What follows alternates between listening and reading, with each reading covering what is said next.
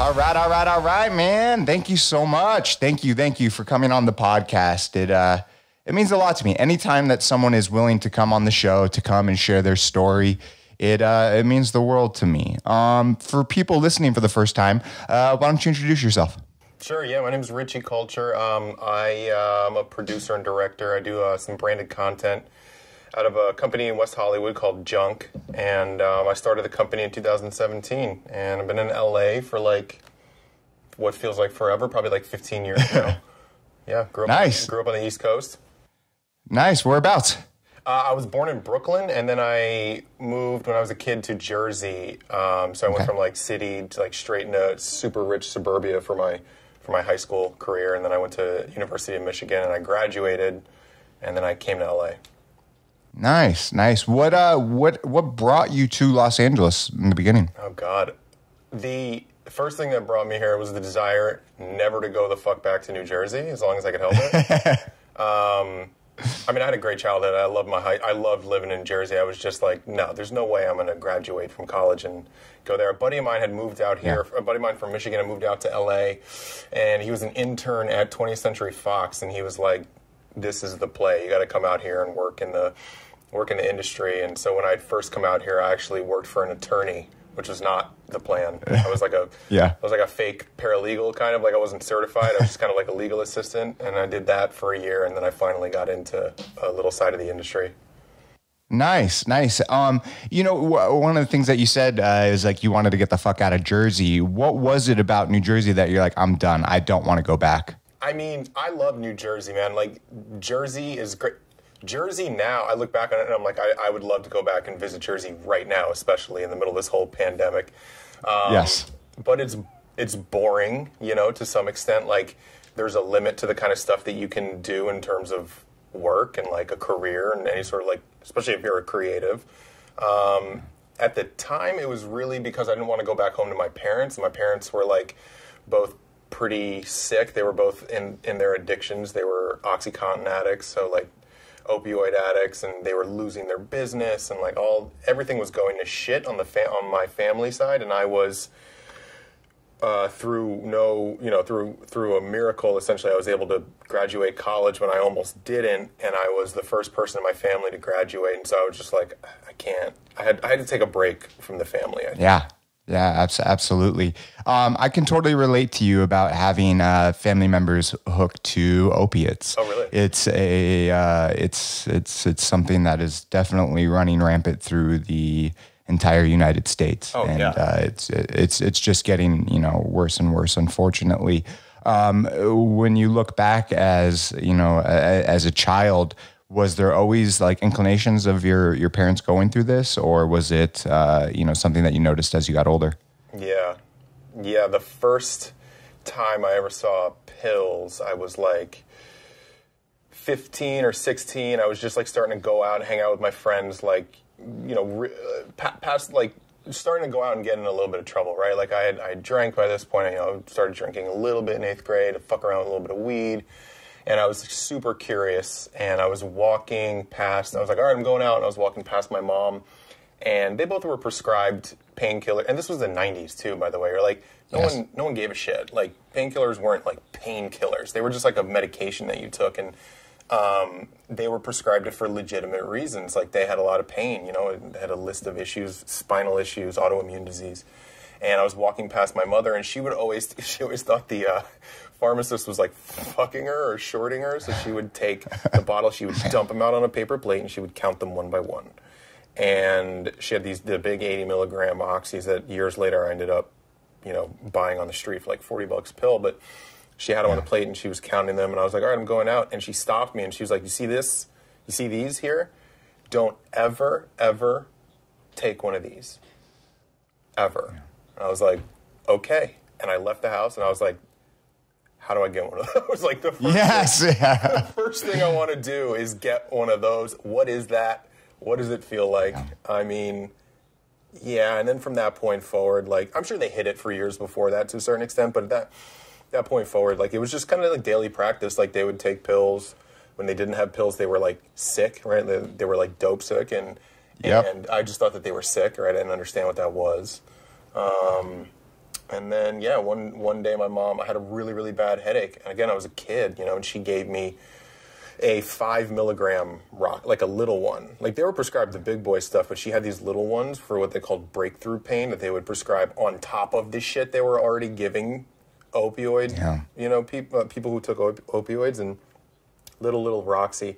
And she gave it to me. I remember I was at a Chili's on Route 10 in Union, New Jersey with my family eating chicken fried steak.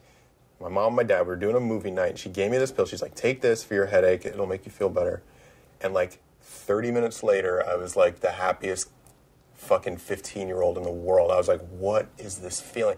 It was like the first time I felt pure euphoria, and so. Yes, absolutely. Absolutely. Yeah. It's so crazy how relatable your story is to mine. Really?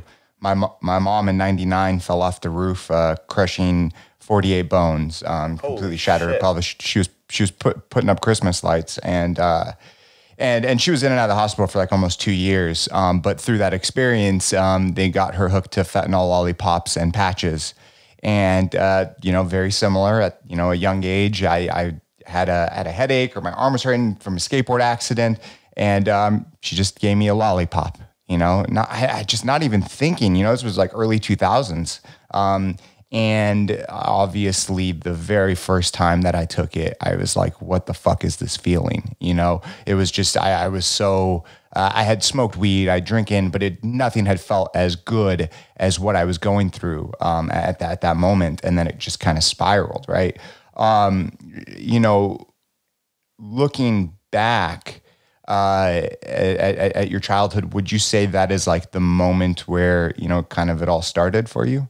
As far as, addiction and things of that nature? Probably, right? Like, it's hard because I'm a trash can. Like, by the time I'd gotten to treatment in 2014, I was not just an opioid addict, but I was I was addicted to meth, cocaine, heroin, pills, a lot of weed, a lot of booze. And so it was just such a mess. And if you try to look back on it, you're like, well, when was the first time? But like, I always had a real interest, a sincere, like almost medical interest in like how these different things make me feel different ways. And then when I was young and I was 15, and I was around that age, that might have been the first time, but like that was right around the time where I was like starting to understand my like creative spirit, right? Like I had heard DJ Shadow's introducing for the first time in a kid's presentation in an AV class in my sophomore year in high school, and I was like, what the fuck is this? And he was like, you need to go buy this album right now. When I bought that album, I started writing music around that time. I was into like a lot, I'd gone from like a lot of Zeppelin to like a lot of weirder stuff. Anyway, like that was the time when drugs were clicking in a way that was like, oh, you can be super comfortable locked in your room, not giving a shit about whose party is happening right now, and you can write and you can make music and you can whatever. Like if I was like a physical artist, like a if I drew or painted, that's all I would have done, right? So it really sparked that for me, and that was the hardest part. It's like, oh, I need this, and then years later, it's like I need coke to write music. I need a combination of coke and pills to do work. I need this, and this to do this, right? I just thought that's when it was embedded in me that I need X, Y, and Z to do these things in my life. Yeah, absolutely. We, as we kind of go down this, drug rabbit hole of people when, addiction starts to kick in, it's like we always have these rituals. We always have these things that we need to do, especially being creative. I always remembered that, I had to, smoke a little bit of fentanyl before I started making music. It was just like my thing before I went to the vocal booth, before I laid down any tracks. And it's just so crazy thinking back, how my mind was actually thinking at that time to, now 33-year-old Brock, completely different. There was not any education back then, especially in the 90s, early 2000s. I mean, they were giving out opiates by the handful to anyone and everyone. Your folks, if you don't mind me asking, how are they doing today? They've both passed away. They were pretty sick, and these were, initially they had started, and this was like, 1990, let's say I was born in 81, 39, so like 96-ish, right? So like that's when their health problems started, and it just got worse and worse. I'm constantly checking myself now because my mother had fibromyalgia, vasculitis, which is an autoimmune disease where the walls of your fucking capillaries swell or some shit, right? Like and then like 2 other things that were completely unmanageable in terms of prognosis and in terms of like just we don't know what's going to happen, right? Like that's what an autoimmune disease is. Like you just flare up sometimes and it's terrible. My dad had Crohn's disease. He had degenerative disc disease in his spine where the discs would erode and the spine would fuse. The spinal cord, or rather, the vertebrae would fuse. So that causes like immense pain. And so they just got worse and worse. They were on prednisone for years, which is heavy anti-inflammatory for all those inflammations, and that shit ruins your immune system. So it was just this giant, terrible snowball of poor health decisions on the doctor's part. Although, like, I don't know what they would have done differently, but their health got worse and worse and worse and worse. And then when you add a sincere opioid addiction to it, like you're not taking care of yourself when you're on opioids, when you're on Oxy all day long. And so my dad died in 2006, and my mom died in 2014 when I was 23 days sober. I just got into treatment. Dude, my heart goes out for you. I know exactly, one, what your parents are feeling, and one, what you're feeling. And what I mean by that, number one, is I lost my dad in 2004 of a massive heart attack. He had hyperthyroid heart disease. He didn't take care of himself, smoked, drank like a fish, right? Your parents, you said one thing about your dad, degenerative disc disease, and your mom, fibromyalgia. Well, both of those boxes check for me. I have fibro and degenerative disc disease. Oh, do you really? I know.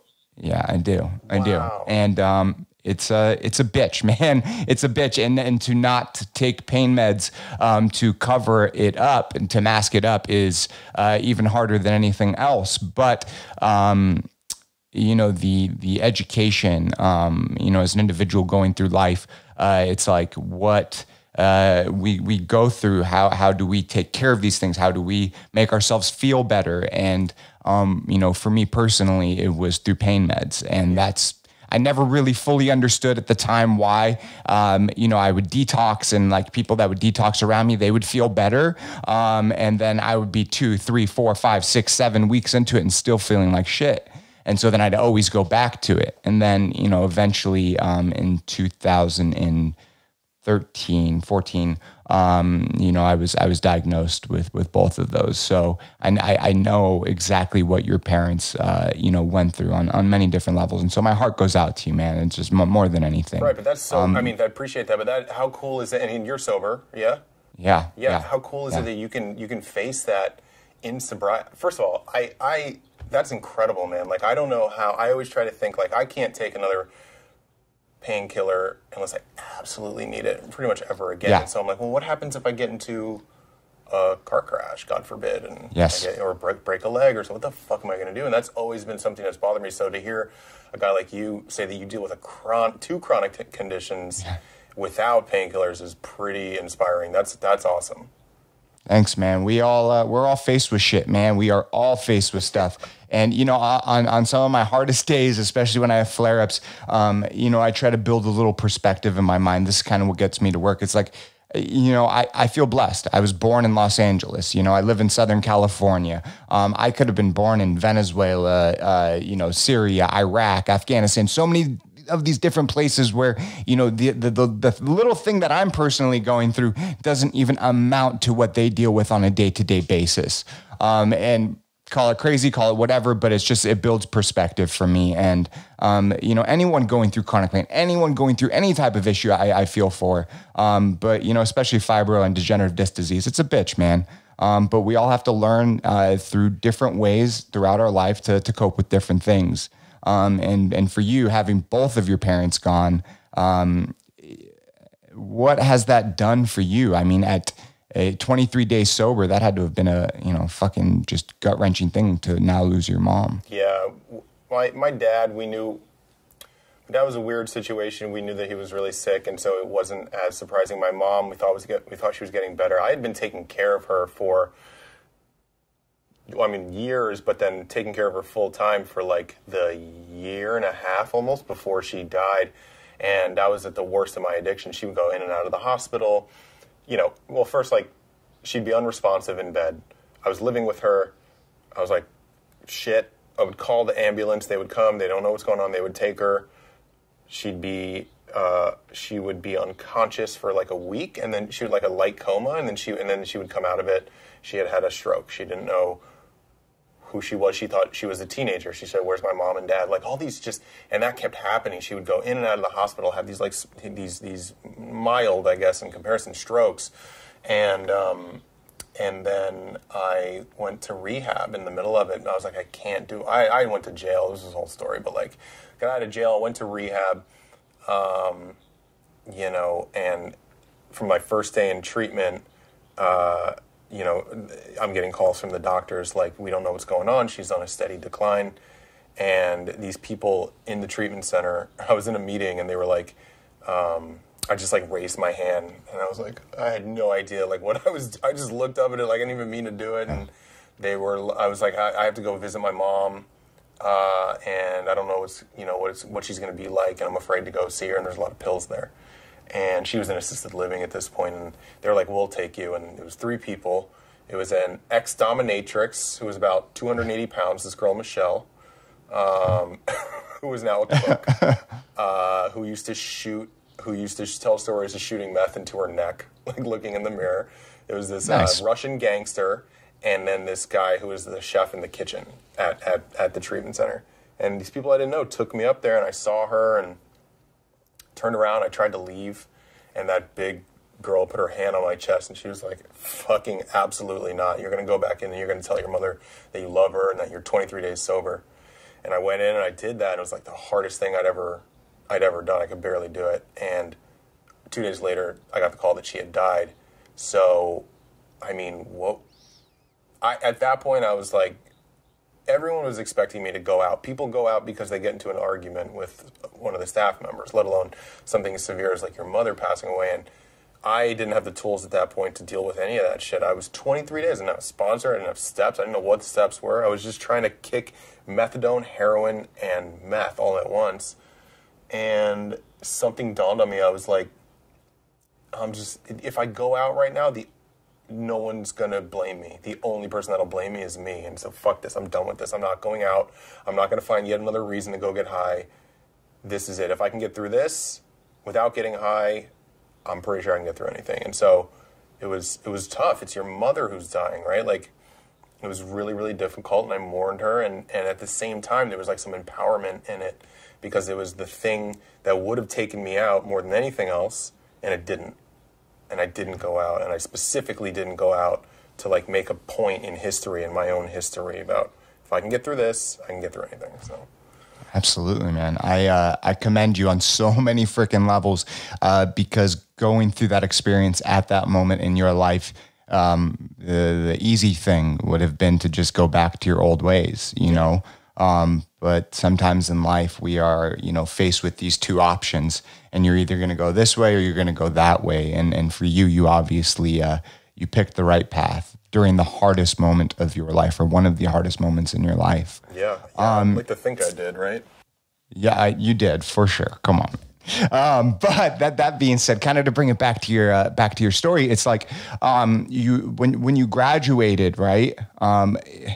There was this need to move and get out. At this point, when you had graduated, had you had an addiction, or were you just like kind of playing around with stuff? What was going on? Yeah, when I was so I had started playing around with different drugs and combination drugs in high school. Started doing a little bit of coke, drinking. Then I got to college, and I was like, I brought a little bit of oxy that I had gotten from my mom. And it was super fun. And my freshman year was like mushrooms for the first, or no, I'd done mushrooms. It was like acid for the first time, and more mushrooms and more coke. And I was like, I love college. And then by my sophomore year, I had seen Fear and Loathing in Las Vegas.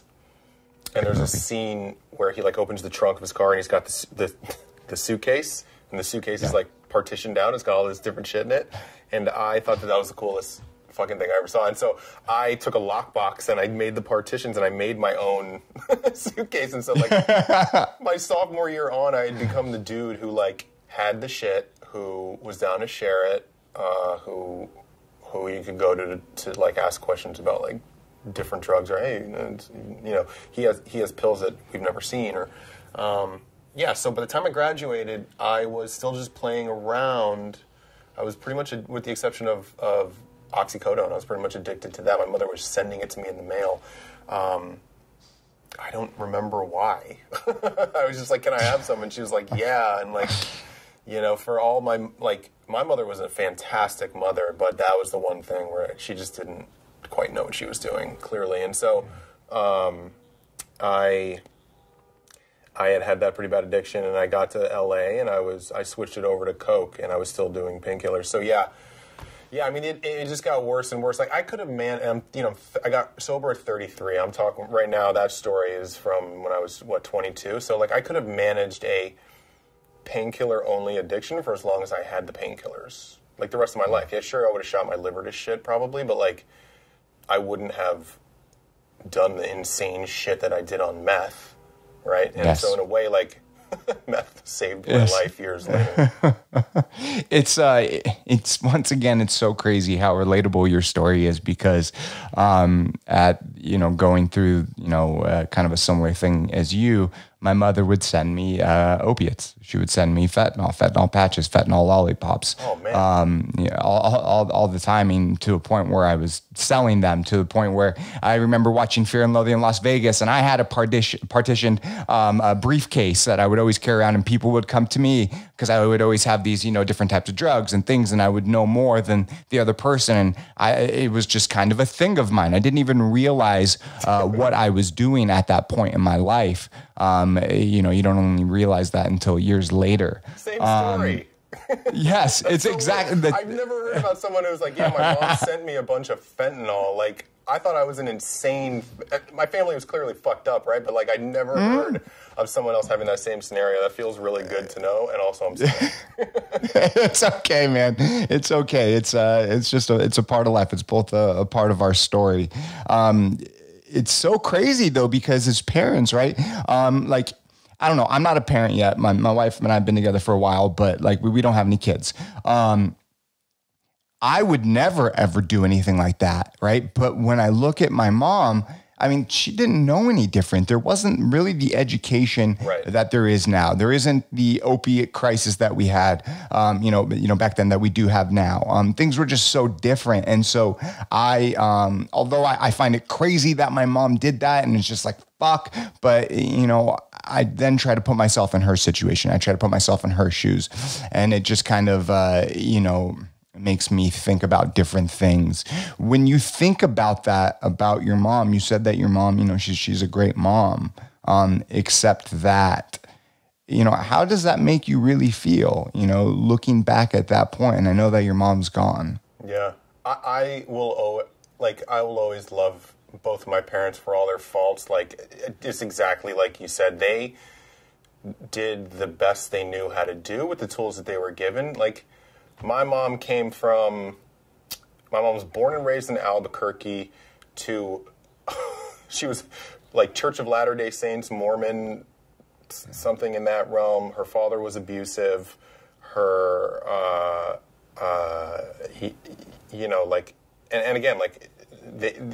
didn't have the education that we have now. And my dad was a Brooklyn born and raised Jew who, him and his mother, my grandmother, in the middle of the night, they ran away from his alcoholic, extremely physically abusive father. My grandfather, who I never met, who had died, drank himself to death a couple years later. So, problems in the family. But again, like, look, they had their challenges growing up, and like, I grew up in the damn, 50s and 60s. And so I think about my mom now, and not only through the help of like the program with AA, which certainly in early recovery helped me release some of the resentments that I had against them, but like something dawned on me during that process, and it was like, I don't know, my sponsor said something like super simple, and he was like, maybe they were just doing the best they knew how to do, right? I was like, yeah, probably. what am I going to do? Like, hate them for it, you know? And everything else that they did was fantastic. My dad was hilarious. I had a closer relationship with my mother, but I loved my father very much. But my mother was always there for me when I came home as a teenager at 1 in the morning and I was pissed off to talk about my shitty friends or to talk about girls that I was excited about. And she stood up for me when cops would, like, fuck with us in New Jersey because they kind of hated me when I was a kid. I was an asshole. Like, I was like kind of a bad teenager. And she would stick up for me, and she would, like, pick me up from the police station, and yeah, like, she was a great mother. She was a great mother, right? She was always there. And so it's one of those things I just can't reconcile, and I have no interest in trying to reconcile it. Like, she was a great mother for all these reasons. Why did she give me a fucking painkiller at 15? And I just don't know. And at this point, I just don't give a shit. Because I'll always think of her as an incredible woman, and I know exactly how to be a father when I have kids by learning some of the things they did and the things that they didn't do, too. So... Absolutely. Absolutely. It's, once again, another crazy kind of relatable thing. Father, Brooklyn-born Jew as well. Yeah. It's just kind of crazy. Just kind of crazy. Just throwing it out there. Damn. But you're absolutely correct, man. It's like, you know, I don't know, for the longest time, I held on to this resentment towards my mother and my father for the things that they did. But then when I came to the realization is like, they grew up in a different time. Things were different, you know, and we can say, oh, well, it was different, but how dare they do these things? It's like, I'd rather not hold on to that shit. You know, what good is it going to do me as a human being to hold on to the things that my father did, the things that my mother did? You have to work through it. You have to confront it, and then you have to move on. It is the people that hold on to it for the rest of their life and can never let it go, where it really starts to damage them, you know, down the road. You know, I'm going to once again bring it back to your story. We're going to kind of go off and then bring it back. That's kind of how I like to do things. Kind of just dive a little bit deeper into before you left and came to Los Angeles, right?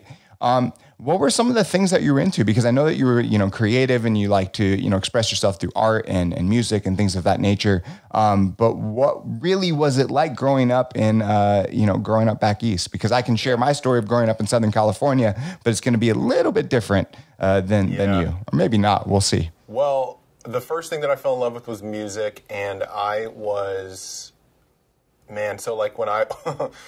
The first time I got grounded, it was because I was playing Mario Brothers, on the original Nintendo, and I'd spent weeks, I must have been 8 years old, and I spent weeks trying to get to the end, and I was about to get Bowser, and I jumped up, or I was about to get the princess, and I was jumping over Bowser, and he hit me with a fireball. I freaked out, like lost the game, because I freaked out. I took the cartridge out, and I threw it through my neighbor's window. So, got grounded for the first time, could not leave the house for 3 days or something. I dove into my father's vinyl collection and his tape collection. And I found, like, the weirdest collection to share. Earth, Wind, and Fire, Garth Brooks, Led Zeppelin 4 and 2, which I fell in love with. And so I started getting really into music, like, right around that time. And I carried around with a little sports Walkman with me, and my dad's tapes in it. Music was one of the first things for me, and it was super important. And this was before I started playing guitar. I started playing guitar at 11, had to learn how to play guitar, I'm going to be a fucking rock star. Legitimately, I'm going to be a rock star. That's what's going to happen. Put so many hours into guitar. It, like, saved me from depression when I was 16, my first, like, bout of what felt like depression. And so music was huge. I was in a band in high school, and then I was in another band, then I was in a third band. First band was called 14th Gate. No idea why. No idea. And then I was in a band called Sense of Security, or SOS. We used to, like, play shows around my little area in New Jersey for, like 13-year-old kids, you know, when we were 16. It was wild. So, like, yeah, I always wrote, like, short stories and stuff. Never did as much with the music as I did with the writing. Now, as an adult, I'm doing more with the writing than I am with the music. So it's, and that's what I love about different forms of art, because they have these phases in your life. Like, I haven't picked up a guitar.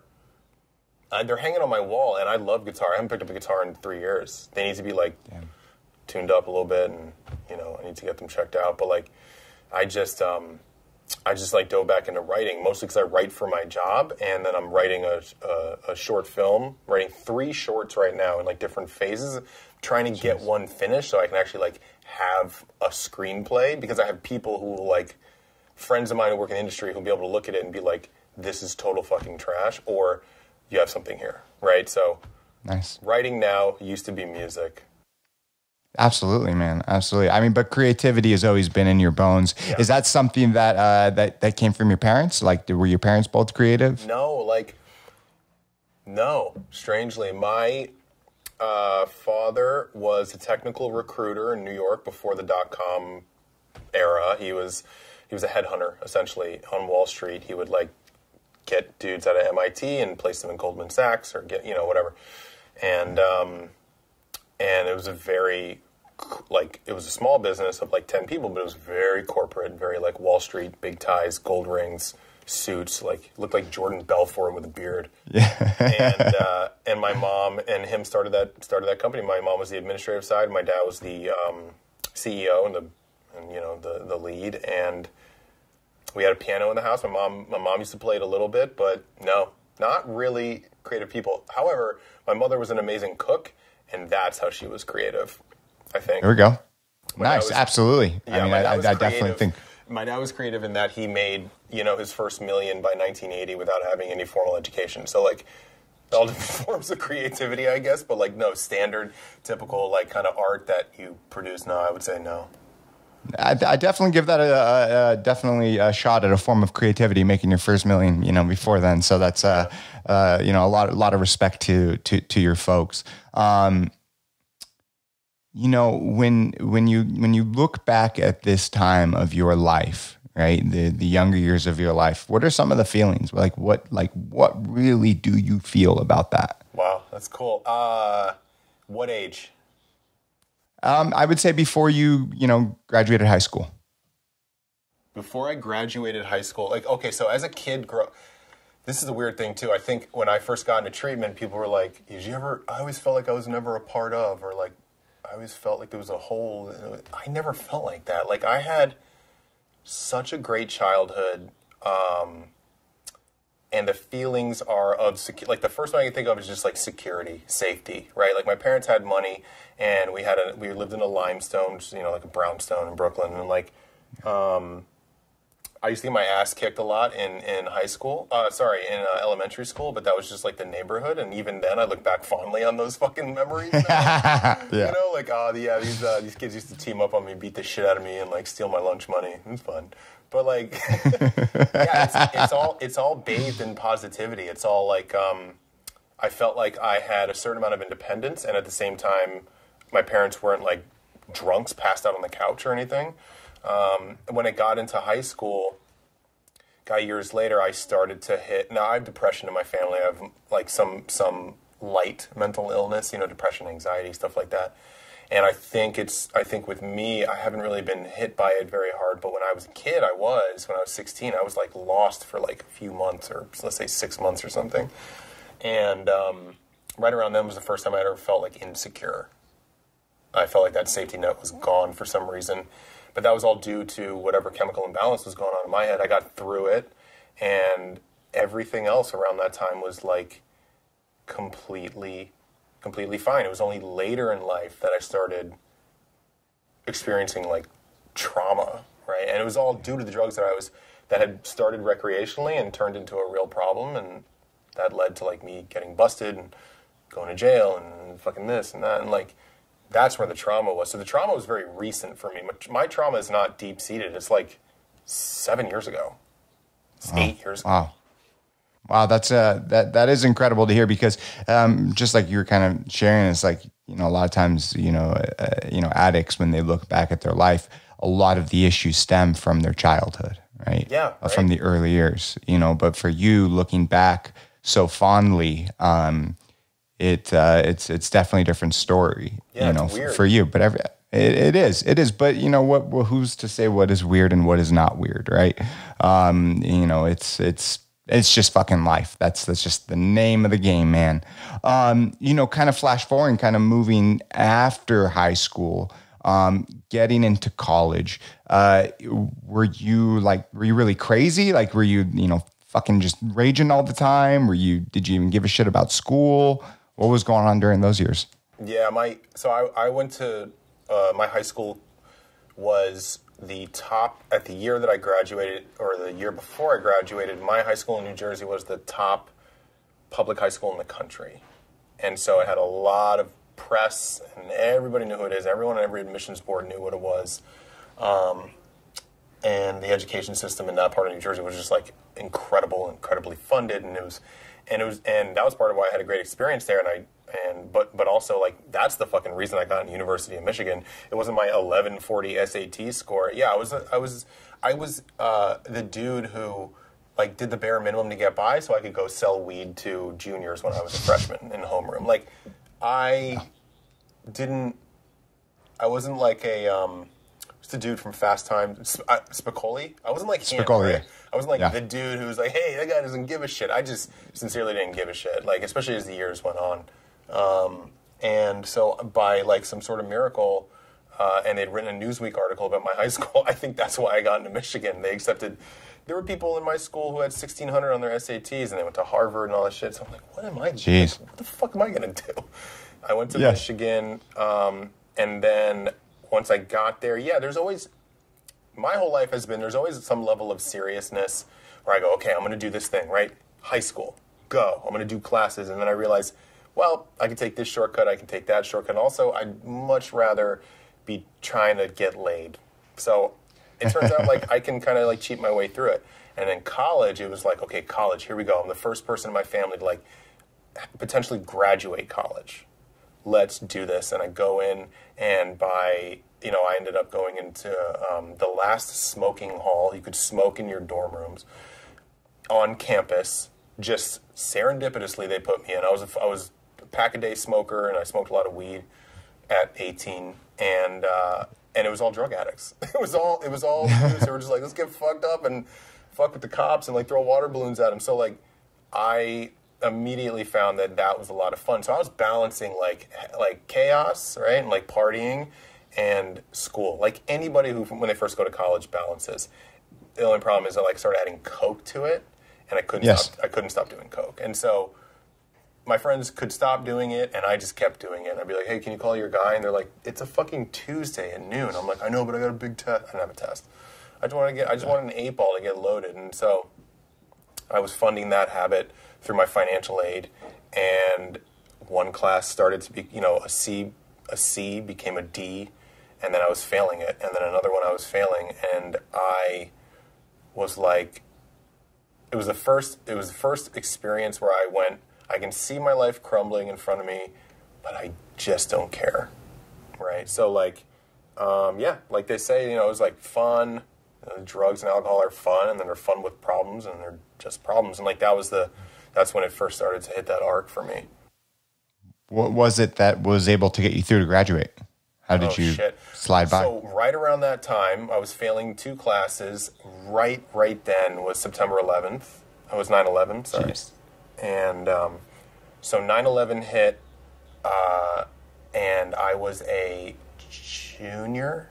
I was a junior in college, and my parents' business immediately went under. Obviously, like they were dead in the center of the financial district, and they lost everything.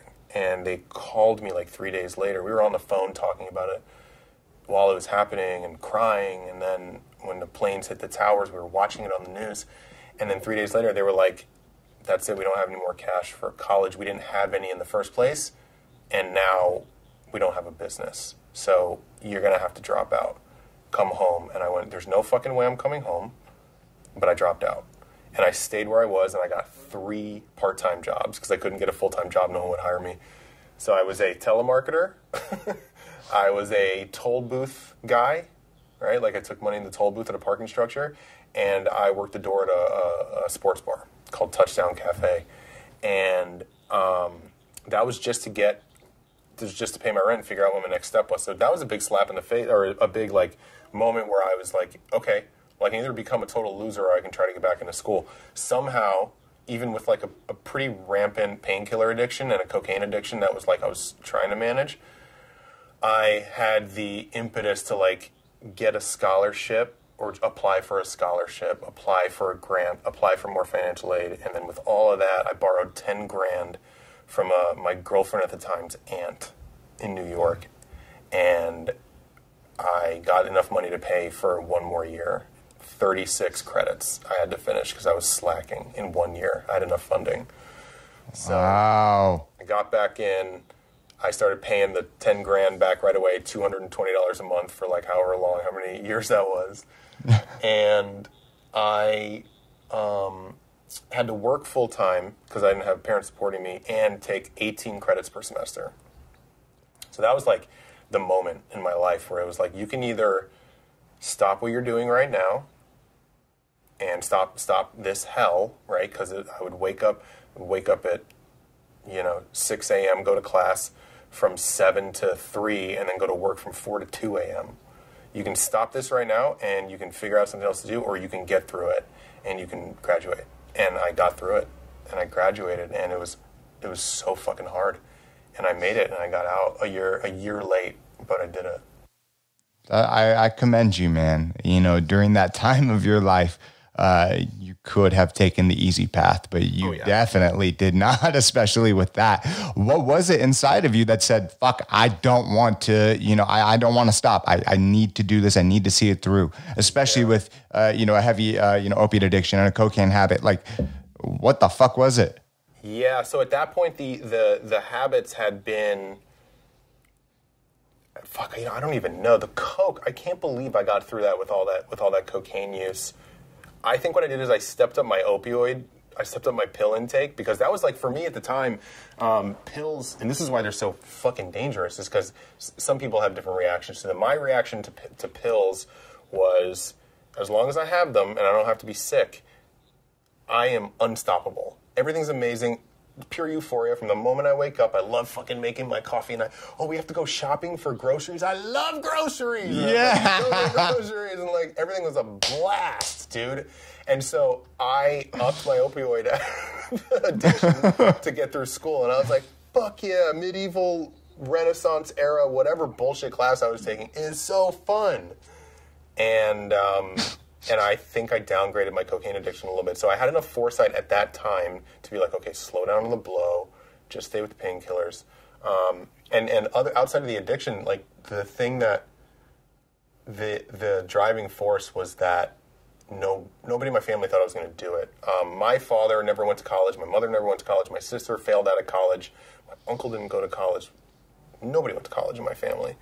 And someone had said, one family member, I can't remember who it was, before I left, was like, if you graduate, you'll be the first one in your family to graduate. And I was like, oh, shit, that's right. And so I wanted to do that. And I also wanted to just stay away from my parents at the time, who were getting sicker and sicker in their addictions. And I just wanted to do it. I just wanted so badly to graduate. That's amazing, man. I mean, not amazing about your folks, but amazing how you are the first one in your family to graduate, man. I mean, that is an incredible experience. I mean, I myself never graduated. I barely graduated high school. Now I got my GED. What the fuck am I talking about? And there are people in my family that have graduated college, but for you, that was very important. What did it feel like? What did it feel like the day that you graduated? Do you remember? Yeah, so my parents didn't fully support me me graduating, because my dad had called me and he was like, you need to come home, and we're sick, and I was like, and at this point I knew what he was doing. He was getting my sister to go say that she was someone who she wasn't at the doctor's office so that she could get some other woman's prescription for painkillers. She was stealing them out of the prescription box for him. Like, I knew what was going on, but my dad was like, you have to come home and you have to help us. And I was like, I'm not fucking coming there. I'm not coming there. And so when I graduated, nobody was there, really. I had my girlfriend at the time and like 2 other friends. Because I would graduate, like my friends had graduated the year before. Some of them stuck around, some of them left. So the ones who had stuck around, a few of them like were there for me when I actually like when I walked at the big house. But my parents didn't even know, and I called my dad and I was like, I graduated college today, and he was like, oh, that was today, and he couldn't even step away from his own self-built chaos for long enough to be happy for me or to be proud of me. I'm sure he was proud of me, and then years later, you could tell he was proud of me, right? Like he could. My dad wasn't like a loving type of dude. He wouldn't like talk about his feelings much, but I could tell that he was proud of me. But at the time, they couldn't even get away from their own shit for long enough to like be like, congratulations. So it was bittersweet. It was like, I did it. I can't believe I did it. I did it all by myself. It was the first thing I'd ever done by myself. My parents had money when I was growing up. Like, they bought me a 4Runner when I turned 16. I had a car. I was a privileged little asshole and bounced around New Jersey, ripping up people's lawns in my car and like vandalizing shit because I thought it was funny with my friends. And like, I was a piece of shit when I was a teenager in a really rich town full of other pieces of shit, elitist fucking kids. And like, this was the first, and then my parents lost everything overnight, and I like immediately adapted. And so I was very proud of myself for that. Even then, I could see that it was something really important, and if I could stick with that kind of ethic, whether it be like a work ethic or I can apply that to different things in my life later on, I was like, I know I can be successful. I don't have any money right now. I just graduated college. I have no idea what I'm going to do. Graduated with a degree in English and anthropology with no intentions of fucking pursuing either. I just did it because I loved writing, I loved reading, and I also, for some fucking reason, loved monkeys, I found out. And so I started studying bioanthro and like the bones in the skull, and like I have no idea why I took to that. So I used my money at the end of college to pay for classes that I thought were really cool, and I went to a very liberal college, and it was like, there was a class I didn't get in. I tried through 2 semesters in a row to get in, but it filled up so fast. But it was a class that it was called Philosophy of the Simpsons, and it was essentially taking classic philosophers, Socrates, Plato, and applying their precepts to episodes of The Simpsons and the way that they're treated. All this shit. But I did take a class called The Art of the Tale, which was about like 1-page pieces of fiction. It was just like super fast short stories. And so by the time I graduated, I look back on my last year specifically as a year where I was very, very proud of what I had done. And I was also stimulated like intellectually by the stuff that I studied. So yeah, it was great. That it's amazing that you did that, man. But that does suck, man, that no one was there. That does suck. And it's nothing against your parents when I say this. Everyone's going through their own shit. But, for something so monumental in a young kid's life, it definitely, for me at least, fuck, man, that would suck. Yeah, but did you hold any? Yeah, did you hold any anger or pain? Oh yeah, for sure. I mean, I had a resentment for them about that, but the thing about it took years for me to understand what addiction was, right? And like so, only years and years later, when I was in treatment and in the program of AA, did I realize that, oh yeah, this is a classic case of 2 alcoholics or 2 drug addicts who just thought the world revolved around them, and like, no, they didn't care about anything except for where their next pill was coming from, or and so, and so I learned in that moment not to how not to be a parent, right? Like, I'm never going to do that. If I was a parent now and an active drug addict, what would I be paying attention to? I'd be paying attention to the drugs, not the kid. Now that I'm sober, and when I do have kids, I can put 1,000% of my energy into them and never do something like that. Never be completely distracted by something else that's so powerful that it takes away from a huge moment like that. But yeah, I had a great deal of resentment against them for it, and there was just building resentments against them. Like, why can't they get their shit together? Why don't they give a fuck about me? Even if I wanted to help them, like, what the hell would I do? And I just kind of fled the family, moved to LA. No, I totally get that, man. 110% get that. Looking back at your parents losing everything, you know, everything that your dad had built, everything that your mom had built. Was that kind of the moment when things started spiraling more out of control for them? Yeah. Yeah, it went from, again, for them, it was a manageable opioid addiction because they had the money and the insurance, right, to be able to go to these doctors and be like, I'm in a lot of pain, and get their refills, and there was no lapse in refill. And then they lost everything, and literally overnight, not only I had the rug pulled out from underneath me. I was having my own experience in Michigan, but they then had to like figure out how to get pills. And so my dad lost insurance, and so and I don't know what it's like nowadays, but at the time, you know, a bottle of 60 or 90 huge OxyContin would probably be like $15 with copay. And when you lose your insurance, it becomes $850. And so my dad spent all of their remaining cash on his addiction and my mother's addiction. And they had the house taken from first they had the car repossessed from the driveway. They had the house taken from them. They had, just one by one by one. And my dad was agoraphobic at the time. He was like locked in the house. He was afraid to come out, or he wouldn't come out. He hadn't left the house in a year. And they, they had the sheriffs come and evict them, boot them out, and bank took the house, and they took all of our belongings, and they boxed them up, and they put them in a storage space.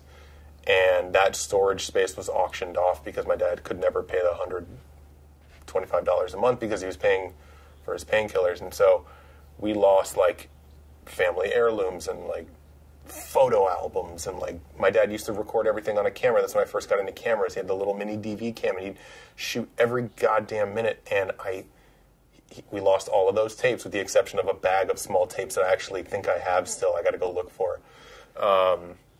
With the exception of this box that I salvaged. Halfway through college, when I noticed everything was going downhill and I was like, something's going really wrong, I went and I got a bunch of stuff and I brought it back to college with me. And I was right, because they took everything. And, so my family photos are in a dumpster in Vernon, New Jersey somewhere. That sucks, man. It's fucked up. That sucks. It is. It is fucked up, man. It's fucked up on so many levels.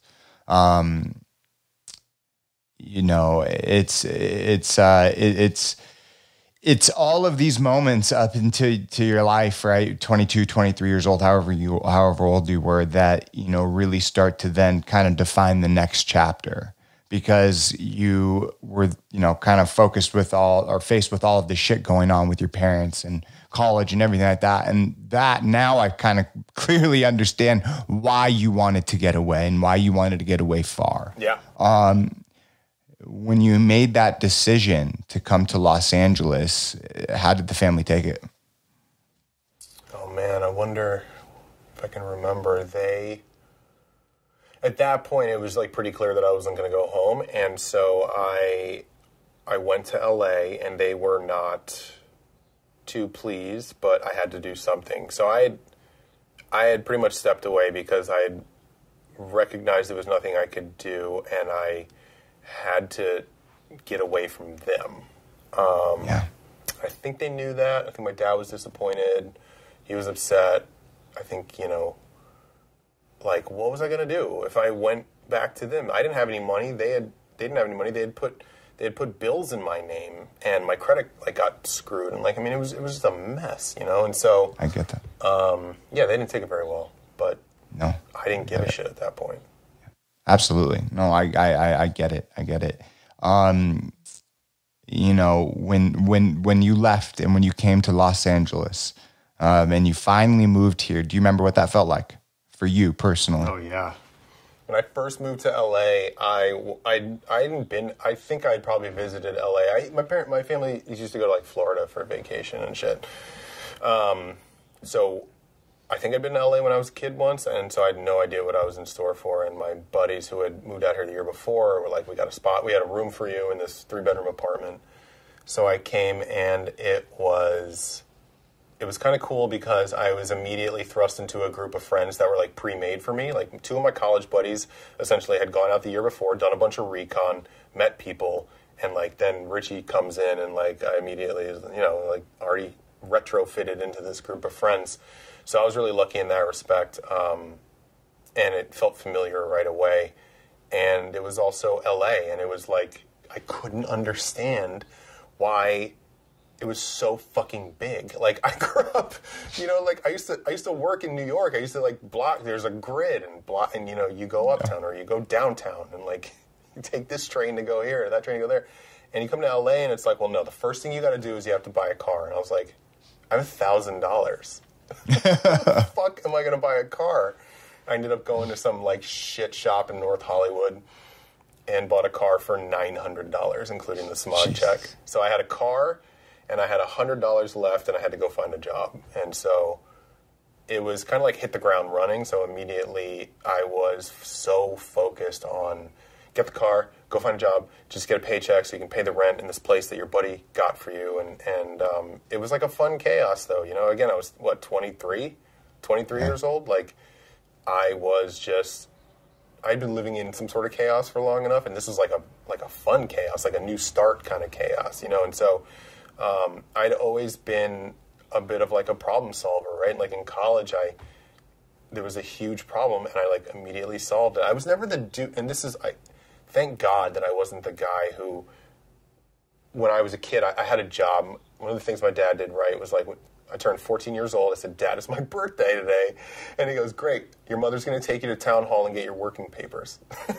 And I went to City Hall or Town Hall, and I got my working papers at 14 so I could get a job, you know, frying mozzarella sticks at the public pool, at the snack shack. And I was working from then on. I just worked all through high school. And I went to high school in a town of kids who didn't work for shit. They were all rich. So thankfully I had that upbringing, right? Like that was one of the things my parents did right. And so when I got to LA, it was just like, get a fucking job right away. Don't try to like break into the industry. Just get any job. And so I did that. And I worked, I lived in Hollywood. I worked in fucking Playa del Rey. It was terrible. I had a 92 Corolla with 210,000 miles on it. Nice. And I had no idea how to get anywhere. And this is before Google Maps, right? MapQuest. Any of that shit, man. We had Thomas guides. We would open them and find the grid, and then like find the street, and then like flip 60 pages to get to the next part of the map. And I couldn't understand why, having grown up in a grid, essentially, right, in the city, I couldn't understand why the streets went Sunset, Santa Monica, you know, Beverly down to Wilshire on the east, and then you'd go west, and they would do this, and they would cross. And by the time I was in Santa Monica, Wilshire was above Santa Monica Boulevard, and I was like, I'm losing my fucking mind. I just don't how this has happened. Because it crosses in the middle. And so I hated LA from the jump because of that, you know, and I hated LA for years living here. It was only after I got sober that I rediscovered my love for it. That's crazy, man. It's so true. It's like such a clusterfuck in Los Angeles, especially growing up in like, you know, the New York area where everything is just kind of lined to a freaking T. You come out here and it's just chaos, right? But that's kind of also the beauty about LA, you know, in many different ways. When you came out here, it was the desire to get into the industry, correct? Yeah, and it was like I didn't know what I wanted to do. But I knew I wanted to work in something creative. It wasn't like I'd grown up being like, I'm going to be a filmmaker. It was like I was interested in film. I was interested in music. I was interested in visual arts. But I don't know, right? Like I didn't have anybody who was like, here's what I do for a living. You should do this. And so when I moved to LA, I had moved because I knew I wanted to move somewhere far away. And also my buddy Mark, who had moved the year before, had been an intern at 20th Century. No, he was working in the mailroom. No, he was working in the mailroom at Endeavor at a talent agency before it was William Morris.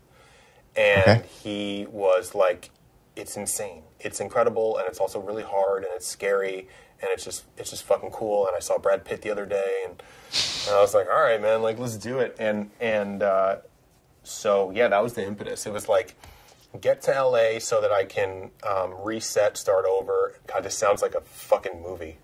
This sounds so corny. That's not what it was. It wasn't that corny. I get to LA so that I can get away from my family so that I can figure out what it is I want to do, right? And luckily I didn't want to be an actor or anything, right? Because that's got to be so hard. I don't know how those guys do it when they move to LA. Yeah. And it was an educational experience of a couple of years before I realized like what exactly I wanted to do in the industry. Absolutely, man. Absolutely. When you came out here, you had a drug addiction. How did you manage? How did you figure that all out? God. Yeah. When I got here, a buddy who I had met through my friend, Mark, was like, "What's up, dude? I'm James. You do coke?" And I was like, "Absolutely." So like, I didn't have any laps, and he hooked me up directly with this guy's number, and that was my guy for 14 years. Jesus 14 Christ, fucking years. wow. Like I saw his, that's a good connect. I watched his kids grow up, man. This dude, like, and he was a dude, and he had a fleet of other guys, and you would call, and they show up within 5 minutes, 10 minutes max, and they look like delivery guys, and they hand you a package, and you sign for it. I mean, it was right. So there was no lapse, and the cocaine went. When I hit LA, the cocaine went rampant.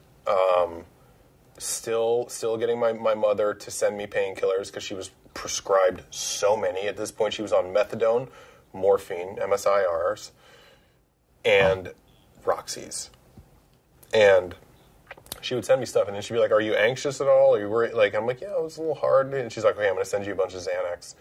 And then here's some more Ritalin to help when you get too tired from the Xanax." And like, just mounds and mounds of prescription drugs. And so it was coke, opioids, and a shitload of booze for years. Wow. When you came out here and you had all of that, and then obviously you found the connect and you held on to him for 14 years. Did it interfere with you finding a job, like right off the bat? I mean, I know that your friend helped you out. Was there any issues with that? No. God, I was a really good drug addict for a long time. Like, I kept it behind the door, like behind the curtain, and I was doing a lot of drugs, and at the same time, nobody really knew about it. The stuff that I was doing outside of the recreational social drugs, and this is part of the reason why my downfall was so like surprising, is because before meth and before heroin, when I was on those other drugs, I managed it really well, and I worked really well with them. I mean, I went up the ranks. I finally got my first job in production.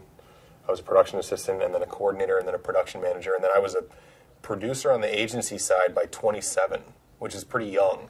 And that was all with a raging fucking painkiller addiction and cocaine addiction in the background.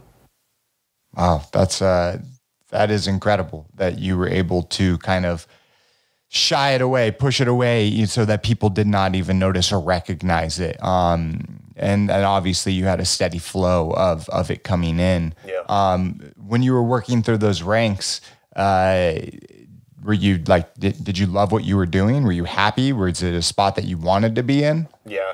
I like when I was working at that law firm as an assistant, driving, however long each way and getting paid nothing to do something I hated, which was like listen to what the lawyer had dictated and type it in the fucking letter. I just might as well just kill myself at that point, right? Like I had went back to New York one day. It was like 2004, and I visited my girlfriend who lived in New York at the time from college, and she introduced me. Her aunt's partner was a producer, and we sat down at dinner, four of us, and we had a great dinner, and she just took to me, and she liked me a lot, and we talked for 3 hours, and at the end of it, she offered me a job. And she's like, "Here's the thing, though. You can come work for me on this Major League Baseball commercial as a production assistant, but you have to quit your job tomorrow morning." I was like, fuck. And I kind of hated my boss. He had offered to pay for me to go to get a flight to Colorado to go see my mom because she was sick and I couldn't afford to go see her. And then he never did it. So like I wasn't fond of this dude. I also at the same time had always had a good work ethic, and I understood like, professional courtesies, like 2 weeks notice. And I kind of abandoned that right away though. And I was like, you know what, I got to do it. And I said, "Hey man, I quit." And I walked out. And I took this job as a freelance job for 2 weeks. It was only 2 weeks long, and then you had to find the next job. And and I just worked my way. I just worked my way up. I was a PA and then I was a production assistant. And I just kept going up, worked on a bunch of different commercials and stuff like that. But yeah, it was a blast. Like, I loved it more than anything I'd ever done. I'd never been on a set. I'd never been around all these different kinds of people. I had no idea what, now I work with cameras and, I direct, and then I would see these camera rigs and be like, how do you even work that thing? This is amazing. And what is a script supervisor? It's just someone who's there to that's so cool. That's a job. And makeup and hair I thought was really cool, and costumes and shit. And this is during a time where they used to put $4 million into a Super Bowl ad. I was working on FedEx, Kinko's, Target, NFL Super Bowl ads that were so rad.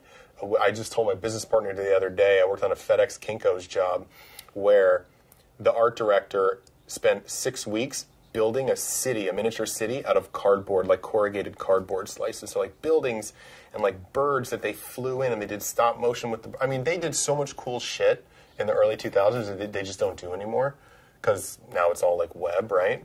For sure. So I was really lucky to come up during a time where creativity was rampant in commercial production. People were getting paid well. I was a PA. I was making $200 a day, which is more money than I ever made in my life. And I was like, fuck it, I'm working 18-hour days, but I'm going to do this forever. And also, I can stand on my feet for 36 hours if I have to, because I have 90 milligrams of oxycodone in my pocket. It's so true, though. It's so true. When you were talking earlier about the way that opiates affected you, how everything was just so enjoyable, going to the supermarket or just being super energetic. That's exactly how it affected me, man. Every single fucking thing. Let's fucking do it. Let's go. I don't give a shit. Yeah. And it's I'm a freaking superhero. Yeah. But god damn, man, it's so fucking nuts. Okay, so when you were going through all of this, obviously you had the opiate addiction, you had the coke addiction. When did all the other stuff start to come into play? Yeah, so everything was pretty manageable. Cocaine addiction definitely wreaked havoc on my finances. But again, the pills were free, and I had a steady flow of them, so everything was very manageable. Until one day, God, I don't even know what year this was. Oh, no. I worked... Okay. I was on the film crew for Coachella for 3 years, and that footage is finally out now. They never did anything with it. Now they put in the Coachella documentary that's on YouTube, which is really cool. I worked on this huge job for 3 years, with the film crew at Coachella, and it was the most incredible job ever. And of course, there were a lot of drugs around, on the production side. And this guy Archie, this other PA, this gangster dude, was here. He crushed up a bunch of stuff in the van while a band was playing in between sets, and he gave me on a CD case, and it looked like broken glass. And I was about to snort it, and I was like, what the fuck is this? And he's like, it's crystal, bro, go. And I was like, okay, and I snorted it, and I was like, oh my fucking God. It hurts so much. Whatever that shit is, I'm never doing it again. And that was my first time I ever did meth. And I, years later, had a coke dealer. I had 4 tiers. I had the top guy. If he wasn't picking up, I called my second guy, third guy. My fourth guy was just a weird dude. He was just this creepy dude who lived around the corner, and you can never really rely on him. And one day I went to go pick up an 8-ball from him, and he accidentally gave me an 8-ball of meth. And I called him, and I was like, I think you gave me the wrong thing. And he was like, oh, fuck, I'm sorry. I'm going to come back. And I was like, whoa, hold that thought. And it was, again, this is what I was talking about from when I was a kid. My experimental nature was, kicking in. I was like, I remember, okay, I know I'm not going to snort this, because I remember doing a line of it in 2009 or 8 or whenever I did Coachella. But I'm definitely going to figure out what to do with it. And I got an oil burner. I started smoking it, and and then from that point forward, meth was my thing. Meth was, in the beginning, before I lost it, meth was like painkillers times 100. I was euphoric. I was super productive. I probably looked like a psychopath to other people, but I felt great, and that was it. And that meth was incredible, and then it just hit a point where I just lost my mind. I started hearing voices and shit. I can get into all of that, but my psychosis when it kicked in was so intense, but it took a couple of years to kick in. And by that point, I was mixing meth and heroin because I didn't have pills anymore. Why did they stop? Yeah, why did they stop? I think my mom... Oh, I think both of us were taking so many that we were like kind of arguing about the quantity. And I also started selling some of them at a really inflated price to this one rich kid to go buy meth. And so I just started not managing my pill supply as well. And so I started fixing that with heroin. So heroin and meth together was the beginning of the end. But meth, I lost my fucking mind. Just one day it just like clicked over. It went from like you kind of like slowly destroying your life to you are immediately in a psychosis and you're hearing voices and you think that there are people inside your brain and people are watching you. And yeah, so that was the beginning of the end. Yeah. That's, especially meth, man, that can take you down a fucking crazy rabbit hole. How were you even managing, work at that point, especially when the psychosis started kicking in? Like, what the fuck was really going on? Yeah, so I was on unemployment while I was looking for a job. I was taking advantage of the system in the shittiest way. I would work a production job. Let's see, by this point, I was no longer working at the agency. I was a freelancer again, and I was living off of. I had met a girl. I had met an Iranian girl who was a friend of one of my roommates, and she ended up staying in LA, and we ended up going out.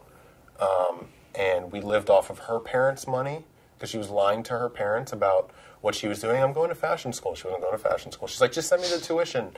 And they sent her the tuition. And they sent her several grand a month for rent, and we would just live on that. And so, man, it was gross. It was really gross, and we would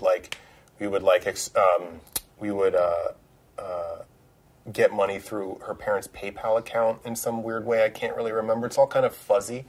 But I don't know. I barely got by. I don't even know to this day, like, how I even did it. I just made it work. And like, we're so resourceful as drug addicts, and yes, we just make it work, man.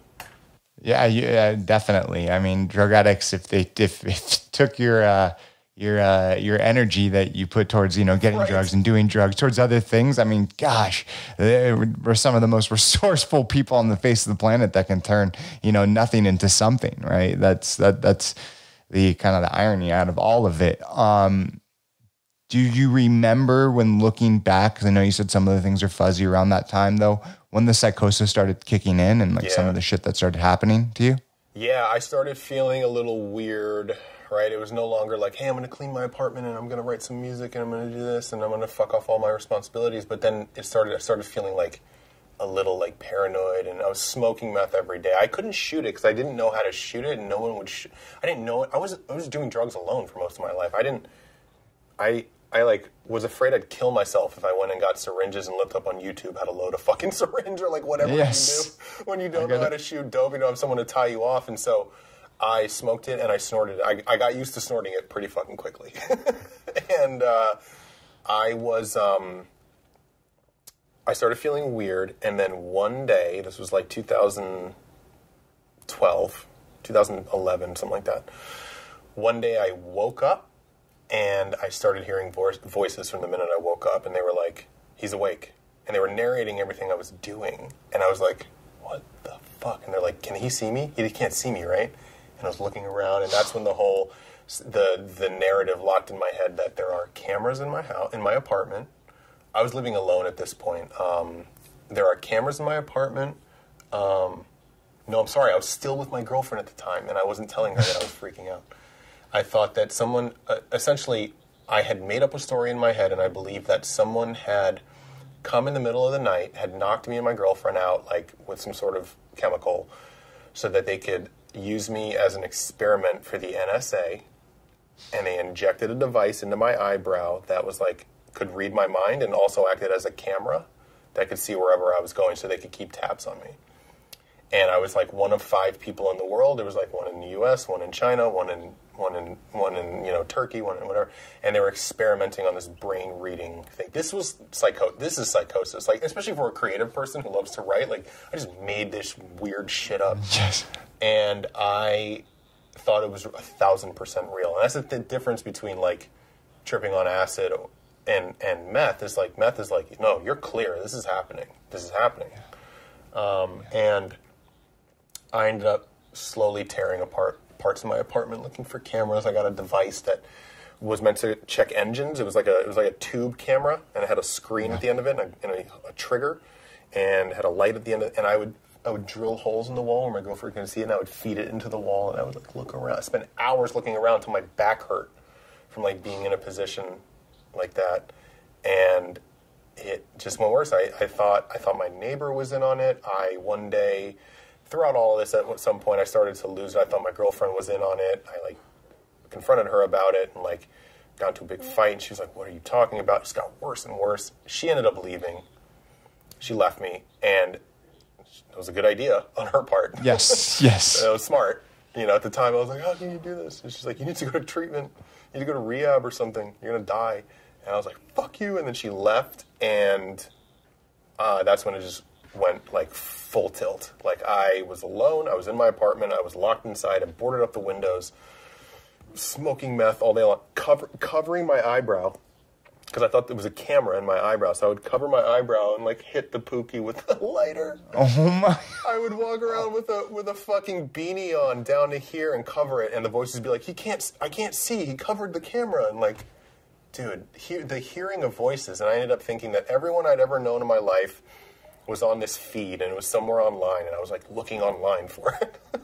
And the feed was essentially the camera feed like our screen now with the two screens, but one screen was what he's seeing, and the other screen is his brain, what he's thinking, like drawn out, visualized. And so I would try to like really carefully not to think of anything, just not think of anything, and then something fucked up would pop into my head, and the voices would be like, "Oh, he's such a piece of shit," and they would torment me.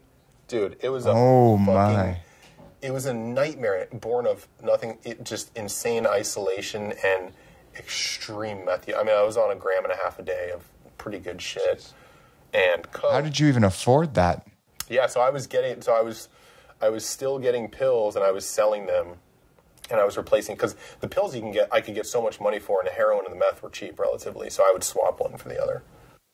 My God, man. Yeah, that definitely had to be such a strange time, especially looking back now, to even like fathom that. For people that have never used drugs, that have never used meth, like especially meth, to even understand that. I mean, there are individuals that don't even do meth that go through these types of things. Yeah. It's a whole different person almost. It's like and I have videos because I used to record on my eyesight camera on my laptop on my little cam. I used to record in the apartment because I thought people were coming in the apartment when I wasn't looking and installing more cameras, and so I have videos somewhere on a hard drive, actually, to this day that I got to find, that are me, and I was a fat tweaker, 240 pounds, long hair, like I was picking at my skin everywhere, my skin was gray, talking to myself, sitting in a chair talking to myself, and my camera running for like 1.5 hours, just like, blah, blah, blah, talking to myself. It's crazy. Not even me. I mean, it's a totally different person. Of course, absolutely. What was it like? How long did this even last, man? Till there was because there was either breaking point. You're either gonna freaking kill yourself, or the opposite. Yeah, I mean, it got to the point where it was so difficult, and I was like, "Stop torturing me!" like yelling at the voices. So weird and sad.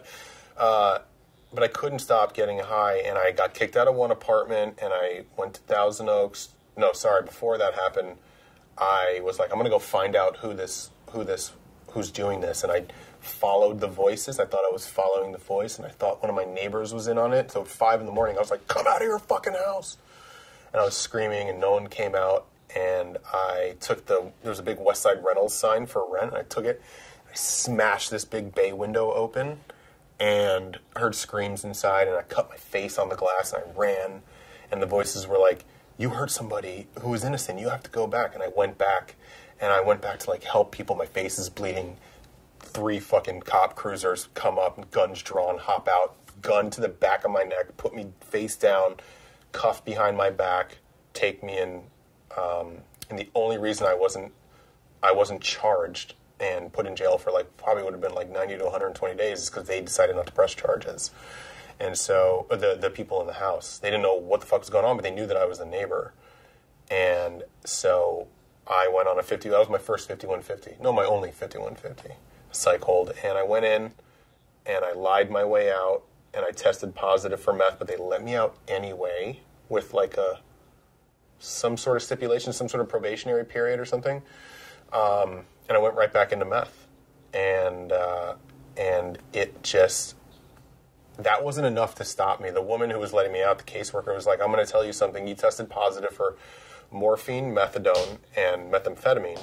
And I know what you told the doctor, and I know that you've been released. I told the doctor I was just smoking a lot of weed, and I had like a bad night. He's like, and I know you're going to leave here, but I'm going to tell you right now, if you use meth, it's the high road to hell. And I was like, okay, get the fuck out of here. And I left, went right back to it, got kicked out of that apartment, went to Thousand Oaks because my mom needed to go into assisted living. Her health was getting worse, so I got an apartment with her money that she had received from a family member who had died, like a little bit of money that we shared. And I got this apartment near her in a really nice neighborhood in Thousand Oaks. Really, really nice. This is a place called the Knolls. Locked myself in that apartment from the day I moved in. 7 days later, I was running naked, freaking out, banging on people's doors because I thought that if I didn't run naked, that the voices were going to hurt someone I loved or some shit, right? Some paranoid thing. 7 sheriffs took me down. That was the second time I was arrested. And they took me down. And so I think my bottom was probably that day. It wasn't getting arrested or them like putting me on the ground. Like I'm used to cops like manhandling me and roughing me up. And I was in the cruiser and they got in pants on me.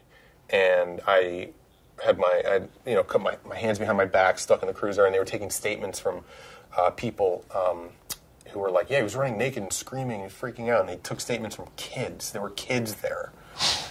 And they asked this little fucking kid, this little 4-year-old kid, they were like, when the man was running, did he have an erection? And the kid looks up at his mother and he's like, what's an erection?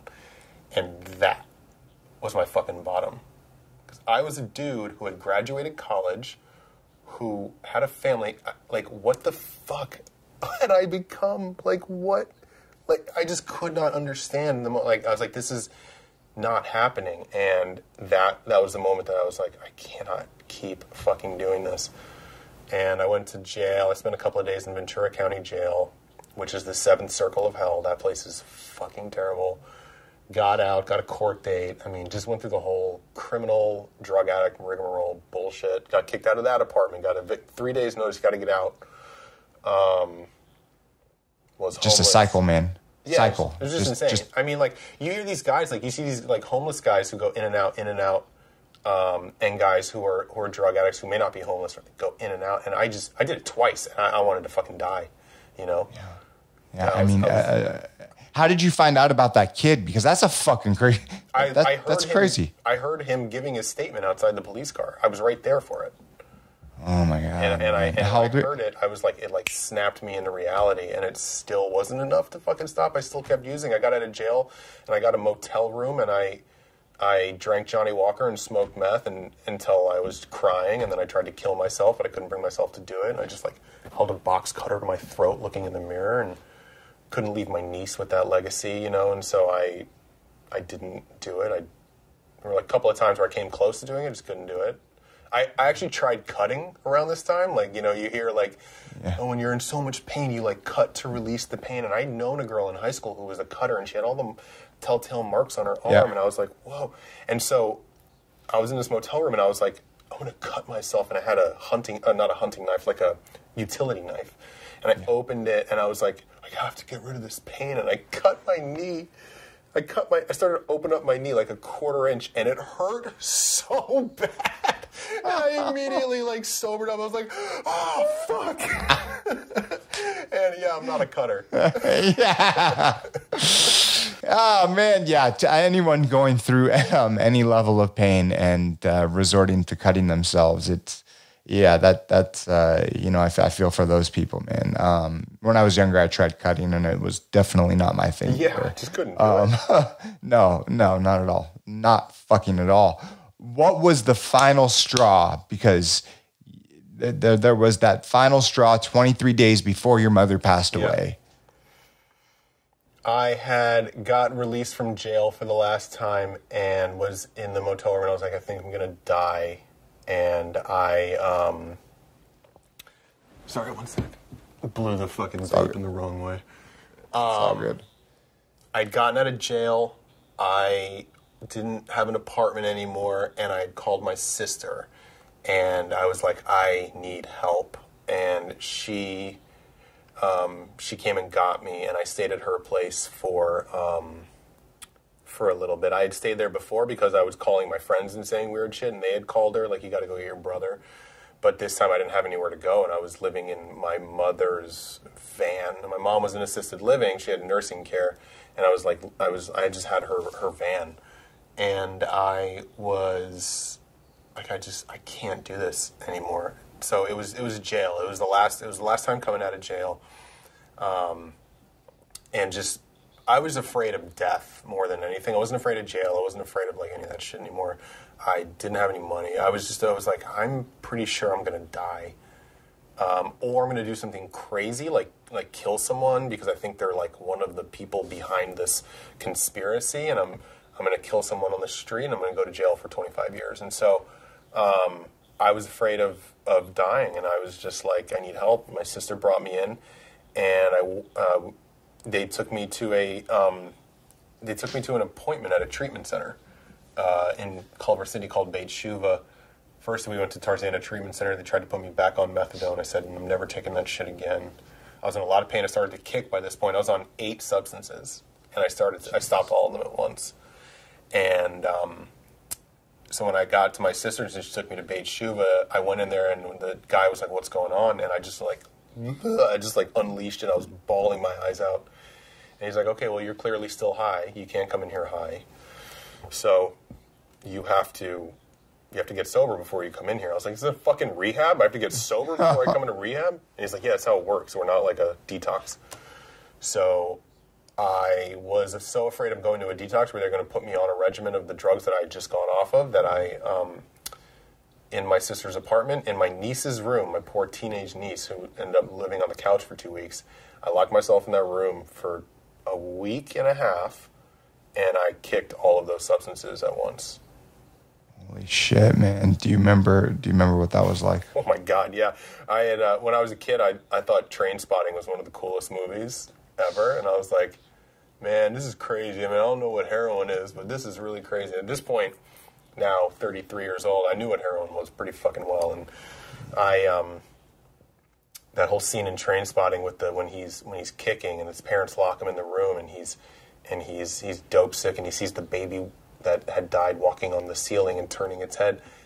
That shit was like the Teletubbies compared to my week and a half. Locked in this room. I lost my fucking mind. And and I was sweating, and it was just awful. I was like, there was something coming out of every part of my body, and I was like dehydrated and throwing up, and I don't know what it was. There was some desperation in there that was like, to get sober. It was just desperation to get through this, right? And so whatever that driving force was, I just to this day thank God that I had it, because I could have very easily just been like, bye, and walk out the door. No one was chaining me to a bed and cop some dope to feel better, but I just couldn't do it anymore. I was exhausted.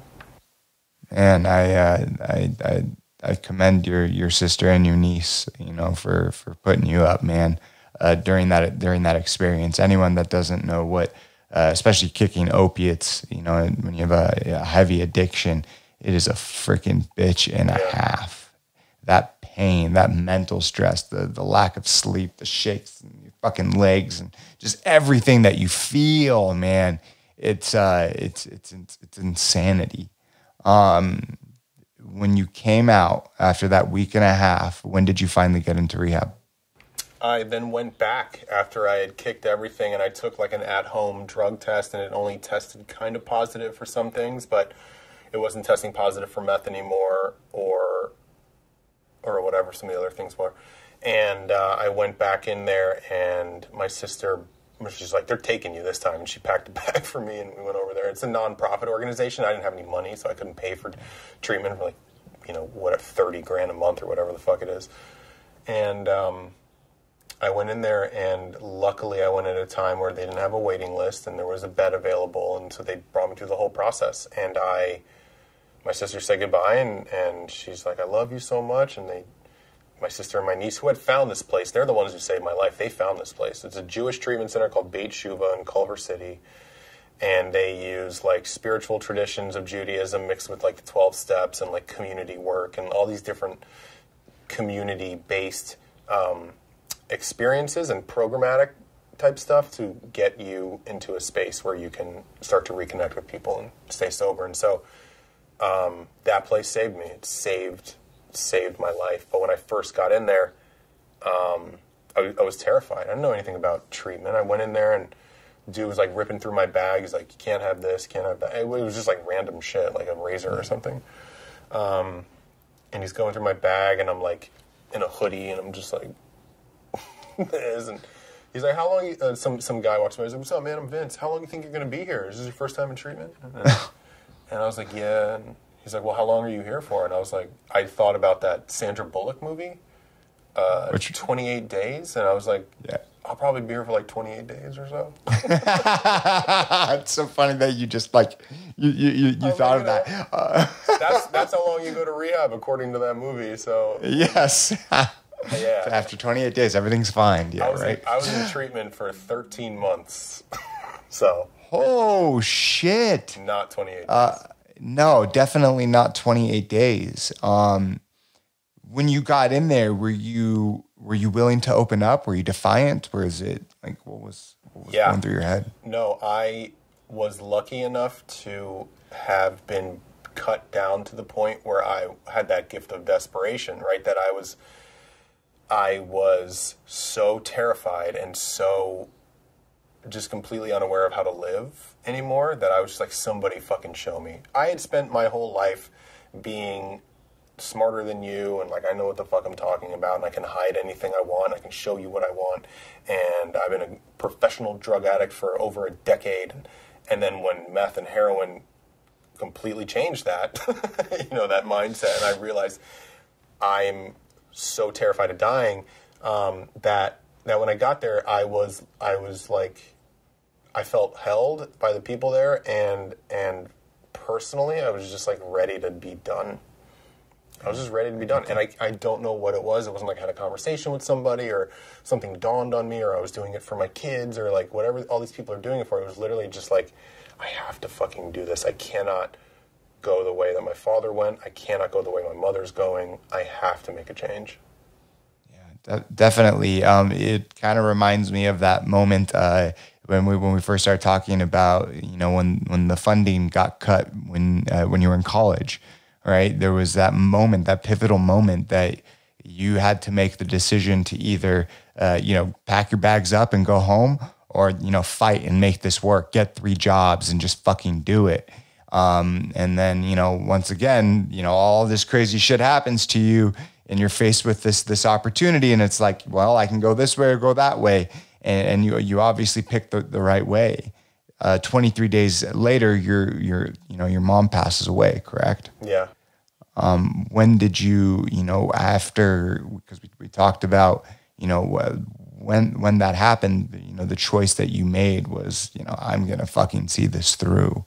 Do you remember when you got back to the rehab after, you buried your mom and all of that? Yeah. Yeah. I had actually gotten her, they had removed her body from the treatment center, and she had managed to have some sort of will in place that said she wanted to be cremated. Sorry, from the assisted living that she was in. She got cremated, and I had to go pick up her ashes, and I had nowhere to put them because I was in treatment. So I came back to treatment with it wasn't like an urn. We didn't have any money, so it wasn't like an urn. It was a gray box, and they wrap it in this velvet bag, this like $10 velvet bag to at least like apply some sort of sanctity to it, you know what I mean? Like you're picking up your mother, and so I had her ashes under my arm, and I went back to treatment, and I spent 2 days. They let me like not do program for a couple of days. They came in and checked on me. I spent 2 days just like in bed, it was just mourning, just dealing with it. I had a dream one of those nights, a couple of days after she died. It was the most like lucid and visceral dream I'd ever had in my life, where I was under a freeway overpass and I saw my mother. She was wearing one of these big like moo things she used to wear because she was kind of like overweight as she got older, and she would wear these like big loose fitting things. And she came up to me and she hugged me, and in the dream I could feel her arms around me, and she was like, everything's going to be okay. Please don't even worry about me. And I woke up like bawling, and you hear people say stuff like this, have experiences like this, and years ago I'd be like, these fucking idiots, like, what are you talking about? It was a dream. And then I had a dream like that, and I was like, oh my God, that was like genuinely the most unique experience of my life. I can't even describe it. I felt her arms around me, and that was the first thing that helped me kind of like start to let her go a little bit. But in terms of like my surroundings, I was in a treatment center with people who, I wasn't in jail, right? I was in this amazing treatment center with this community of people who were like checking on me. They didn't even know who I was. I wasn't even there for a month. I'd started to make a couple of friends, and they were like, they wrapped their arms around me as a community, and they held me up during that time. So I felt both completely shattered, because I loved my mother to death, completely shattered, and at the same time like supported. And when I had made the decision not to get loaded, I felt empowered. So all of those things at once. It was an emotional fucking, wall of sound. 110%. When you look back at that dream, what does that mean to you? Do you believe that it was a message from her? It was a dream. It was your subconscious. God, I don't know, man. I have no idea. I tell that to people who are close to me, my girlfriend, maybe a friend of mine, like very few people, but I tell them that story, and they don't even know what to make of it. They're just like, wow, that's amazing, And so we never really break it down. I never really thought about it.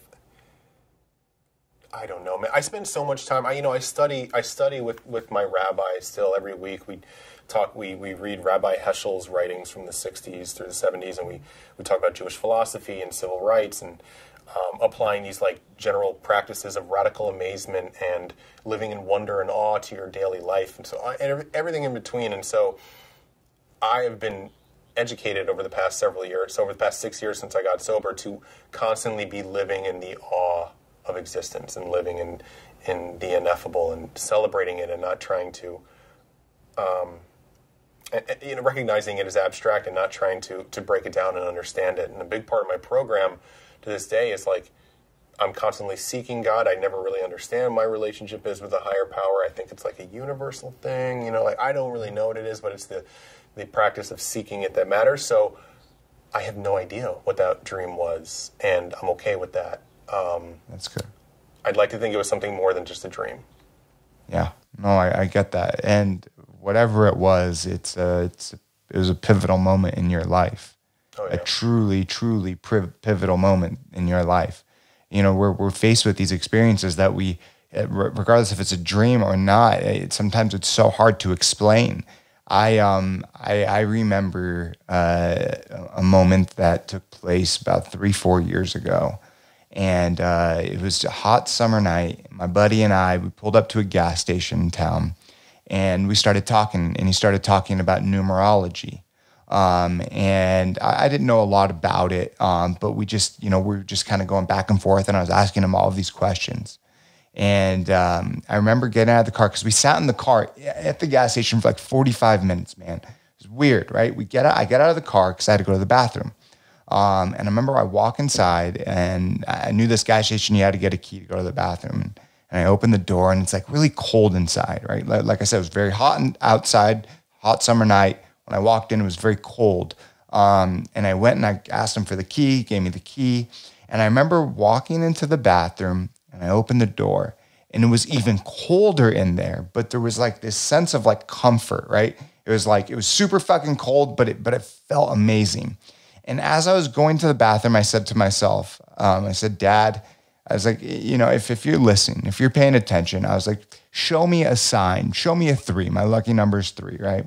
Because we'd just been talking about numerology, right? And so I start to go to the bathroom, and I start to look down, and I look at the toilet, And there's like all these writings or whatever, but then there's like this big 3 or E or 3, whatever the fuck it was, but it looked like a 3 to me etched into it. And in my head, right, this is like very fast, right? I was like, yeah, right. This is bullshit. Whatever, Brock. And I start to look down and I look at the toilet, and inside floating was a piece of paper cut out into the shape of a 3. I started crying, just just could not stop. It just didn't make sense to me. It didn't, the first sign, I was like, yeah, forget that. But then this, why would anyone cut like any paper and put it in a toilet in the shape of a 3? It just didn't make sense to me. And I remember walking out and telling my friend, and he started crying. And to this day, like, I don't know how to wrap my head around it. Yeah. Other than, if there is something else out there, if my dad is watching me, if there's any of that, well, that's a fucking sign. It could been very coincidental. Yeah. But whatever it was like that dream for you. Like, it's just something that stands out so much. And it was as if my dad was hugging me and saying, Brock, everything is going to be all right. It was just a very, very, amazing, weird, crazy experience that I went through. That is wild. That's not even open for interpretation. It's just like, it's not like you saw a class. I mean, literally. No, and that's not. Well, I wasn't tripping on acid. Like, no fucking anything, man. It was just. It was like, yeah. That's so cool. And so it's just, yeah. It was more than anything. It was really freaking cool. So kind of getting back to your story, right? You hit the 23 days. Your mom passes away. You decide to stick in there, and then you said to me, "I was in there for 13 months." What happened for the other 12 months that you were in there? Yeah, I was just doing the thing. I was going to groups, and I was opening up when they asked me to open up, and I was, of course, I had days where I was really struggling. I was trying to get used to having a brain that functioned like a normal person without any artificial dopamine, and so it was just like kind of like up, down, and then I met a buddy. They brought a guy in from jail who had nothing but like a garbage bag with some clothes, and they were like, show him around, and he became one of my best friends. His name was Robbie. I lost him to suicide 2 years ago, but he couldn't stay sober. He couldn't get it, but he was like my brother. He was like a brother to me, and so I started making relationships with people like Robbie, and started playing music with this idiot named Miko, who's a good dude. He just couldn't get his shit together, you know what I mean? But like, I started playing music again sober, and I didn't think I could play a guitar sober and like enjoy it, and then it came time for an internship, and I was like, they're like, pick something, and I was like, I felt like I was at Jewish sleepaway camp. It was like, pick an activity: archery, horseback riding. What do you want to do? And I was like, I just thought, like, let me pick something that I've never done just to try it. And there was a gardening intern. It was just one person who their job was to go like manage the parkway garden outside that they had built. And I was like, that's what I'm going to do. And I ended up hooking up with the extended care guy over there who had been there for several years, who was the garden guy, and he was a hippie, and he was like, let me show you the fucking garden, man. I like hosed stuff down, and I fed plants, and I like fertilized, and you know what I mean? It was cool. And then one day someone was like, what are you doing in this garden internship? Didn't you used to work in advertising? And I was like, yeah. And they were like, you know that you can get an internship at this small marketing firm that's connected to the treatment center. And I was like, what? I like threw the shovel. Yeah, fuck this. I was like, fuck this, I'm done with this. And I did like 2 months of gardening. I'm fucking good. I'm not good at it. Let me go to what I'm good at. And I went to this little boutique, little like 6-person agency in Culver, right down the street, that was part of Beit Shuva. It broke out of Beit Shuva, and they ended up taking, they started it. And they did a lot of work for recovery centers and treatment centers and nonprofits like Beit Shuva. And so they did like a website, or they do like a design for business cards and stuff like that. And I applied there, and I came in with this resume because I had a career, right? Like, I had a legitimate career. I was a producer. I ran teams of 70 people in like all these different states for the U.S. Army, shooting content like for Black Hawk helicopters and Apaches and shit. And all the commercial production, I came in there and they looked at the resume, and they're used to like seeing like people come out of jail, and they looked at the resume and they're like, oh, okay, yeah, you can work here. And I started working there, and I loved it. And so most of my time at Beit Shuva was spent just doing the thing there and working my way towards like, going to that job because I loved it, which is right down the street. And that was the thing that helped get back into the career that I loved. That's amazing, man. It's these kind of just weird pathways that take us down through our life story that eventually lead to a point that gets to another point that gets to another point.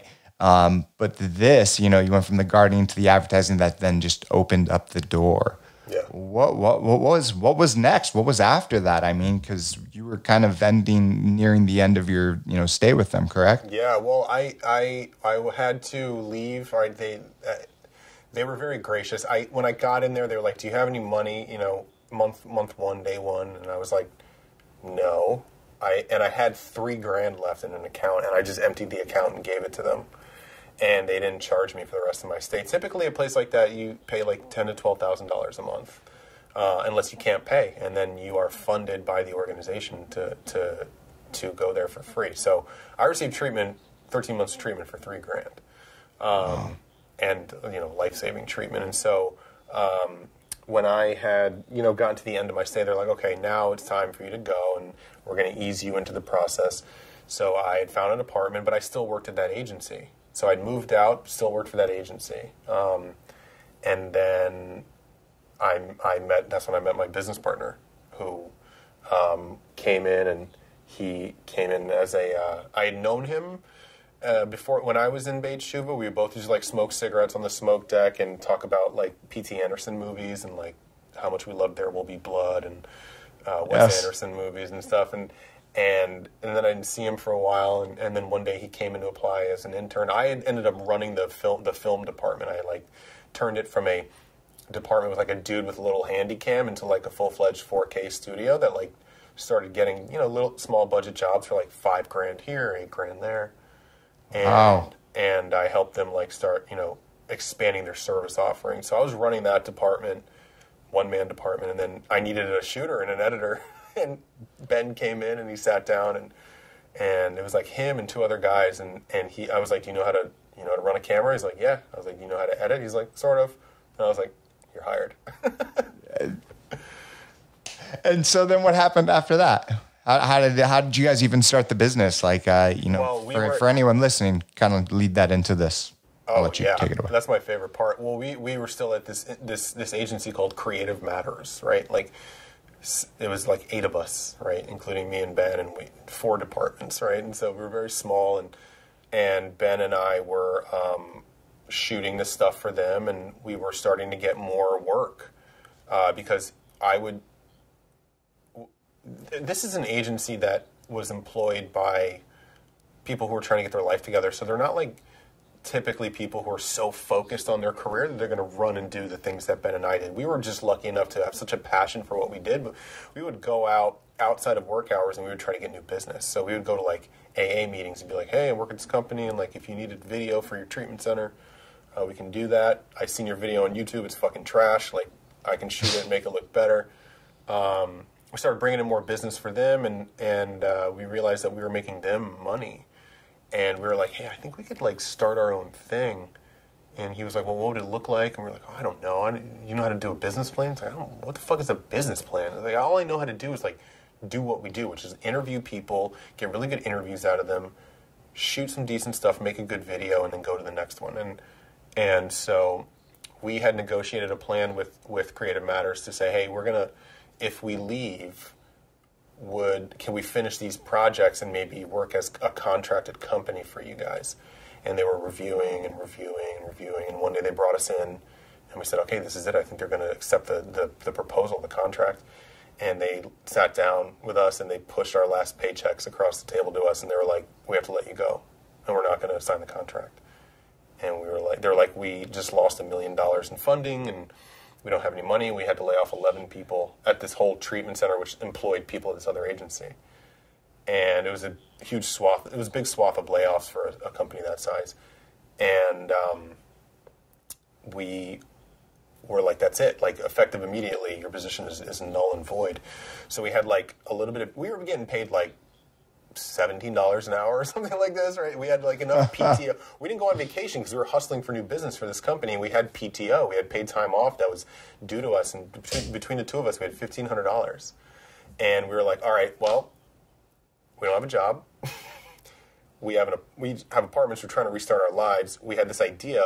We can either Ben can go get a job in editorial at a place called White House that had wanted to hire him, but he was like not really sure if he wanted to do it.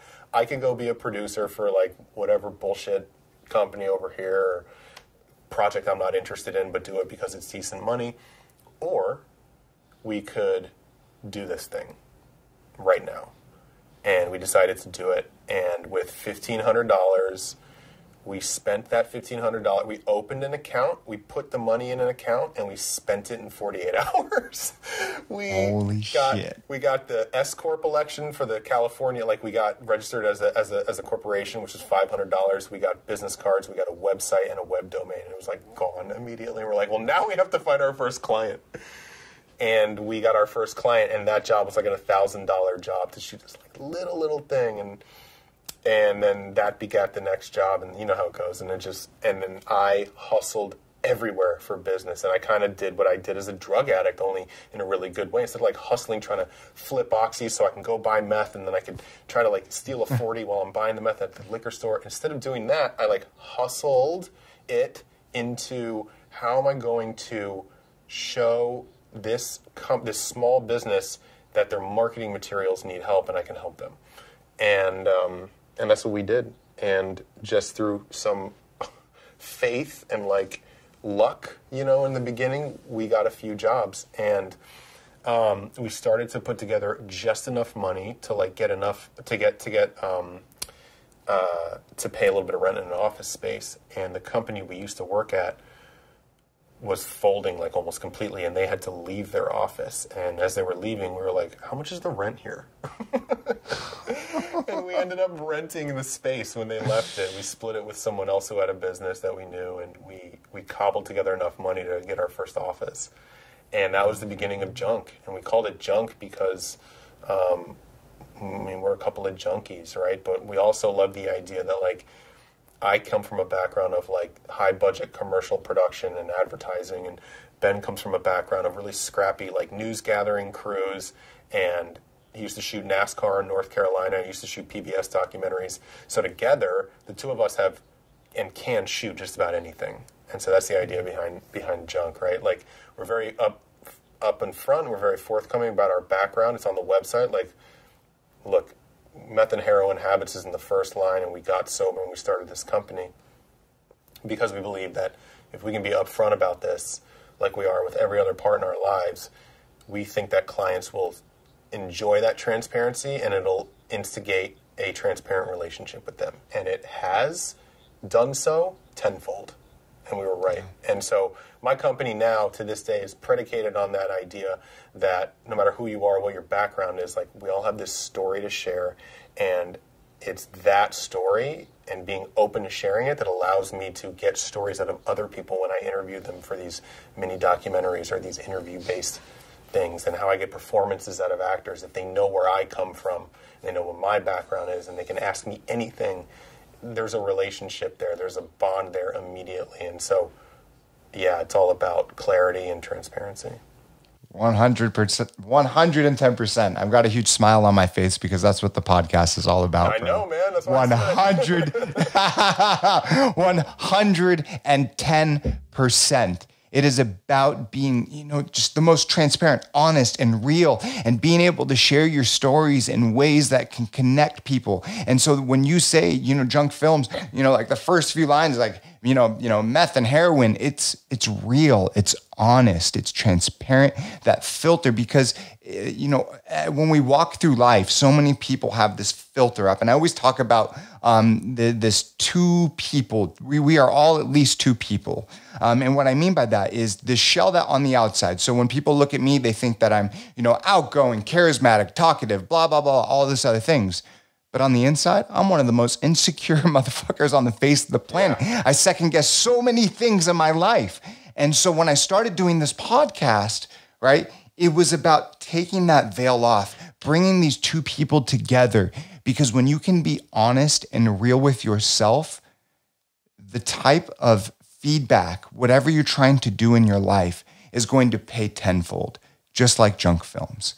Just like what you are working on right now. And that's what this podcast is all about. So that's why this is just so freaking crazy, man. It's awesome. I love that. Yeah. What's going on now? Let's flash forward. Tell me what the fuck is going on 6-7 years later. Yeah, well, I mean, the business has been officially in effect since 2017, so we're in our 4th year. We started doing these small budget jobs, and we worked our way up through various relationships and basically annoying the shit out of brands we wanted to work with until they were like, fine, go talk to this person and maybe they'll hire you to work on our next project. And so we ended up landing a few years ago, our first big brand job for Adidas and Undefeated. And the job was to go shoot these runners in the middle of the night through downtown LA. And I was like, fucking all day, dude. Yes, I'm yes. for that. Undefeated is one of my favorite brands. And so it just came from the heavens, and that job got us the next Undefeated thing. And then so today, it's 2020, barring this whole pandemic thing right before this thing happened, we have been able to, and we're still in decent shape. Everyone's going through it right now, and we're very lucky, but we have been able to turn a profit and pay ourselves a salary from day one. No investors, no small business loans, nothing.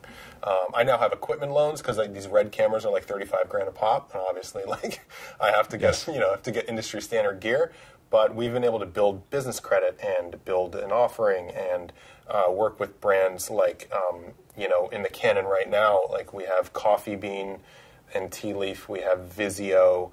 We have Interscope Records we've worked with. We shot content for the NFL and Dick's Sporting Goods, Adidas, Undefeated, Milk Bar, Positive Beverage. And so we are giddy with excitement just at the thought that someone would trust us to shoot all the shit that I just mentioned for those huge brands. And so when that first moment of trust happened, we were like, I can't believe they're fucking trusting us. I hope we do a good job. And now it's yeah, you can trust us because we kill it every time. And so over time, the confidence that has come out of it has been something I've never experienced in my life. I've always been a confident person, but this is something I worked towards and attained, and it's fucking rad. And now I get to live, I still have financial issues. I still have financial amends. I owe, for years I was working on the agency side. I was making a lot of money and I wasn't paying taxes because I was 1099. I was putting it all up my nose, so that I owe the IRS a lot of money. I'm still working on that. Still have problems, but man, I can't believe I'm genuinely living my dream because I stood up and I was like, please trust me to do this, and someone just trusted me to do it the first time. And so today we just launched a new website. We, in this current pandemic crisis that we're dealing with, we are learning how to shift gears. Typically we're out shooting with crews of anywhere from 5 to 40 people, right? Yeah. Can't do that now. No. So we're like, what do we do? How do we adapt? And we are coming up with new ways to have our clients submit user-generated content that we can edit into specific pieces about the pandemic. We're doing a program that I came up with called Ship and Shoot, where we have clients, instead of having clients in our studio and looking at what we're shooting, we're saying, ship us your product if you're a product and you want some new product video and photo, and we'll shoot it and we'll put you on Zoom and we'll run the live tether into the Zoom so you can watch every shot as it comes up, as I shoot it, and give me live feedback. And so we're trying to take advantage of technological stuff that's going on like Zoom, and also, people need new content. And so we're adapting. And I think our ability to adapt in a business sense has been predicated entirely on our ability to adapt to incredibly difficult situations like trauma and drug addiction and jail and all the shit that we went through. Absolutely. That shit hardened us for what we're doing now. And so in that respect, I'm grateful for it. I'm grateful for all of that experience. No, for sure. Absolutely, man. I mean, with everything going on, your industry has been affected, in a big way. I mean, my wife is a union makeup artist, right? Oh, wow. And before this, she was working on, Netflix film with Meryl Streep and Nicole Kidman, James Cardone, called The Prom, and like doing a whole bunch of other big things as well. And that has come to a standstill, right? But what I'm hearing from you is like, well, no, I mean, yes, that is a fact, right? Yeah. But you've been able to adapt, right? You've been able to say, okay, with everything going on and the technological advancements that are happening right now, that we have the ability to do this, right? This Zoom call, right? Yep. You shift, right? And you make do with what you have in front of you. That's like, even for like me, right? Like podcasts, I like them in person, right? I like them to come to my studio because there is this connection that we have when you're face to face. But I couldn't do that. I'm not at the level of Joe Rogan, being able to spend $300 to test everyone to come to my studio, right? And hopefully one day I get there, right? But regardless, right, you have to adapt with whatever is whatever you're faced with. And so, that's why I shifted to remote podcasts, right? That's why when we talked, right, obviously you have the equipment to do it, but I got, a little kit that I send out to people if they don't have it, a USB mic, camera, things of that nature, because if you just stop, right, well, then what happens? But if you kind of shift and make tweaks and adjustments, you can, grow and build upon that. And I honestly don't believe this is going to be happening forever. There's a new normal. Things might be different, but, eventually as a whole, society will get back to moving and grooving. Yep. And that's not to put down like everything that is going on. I know people are struggling.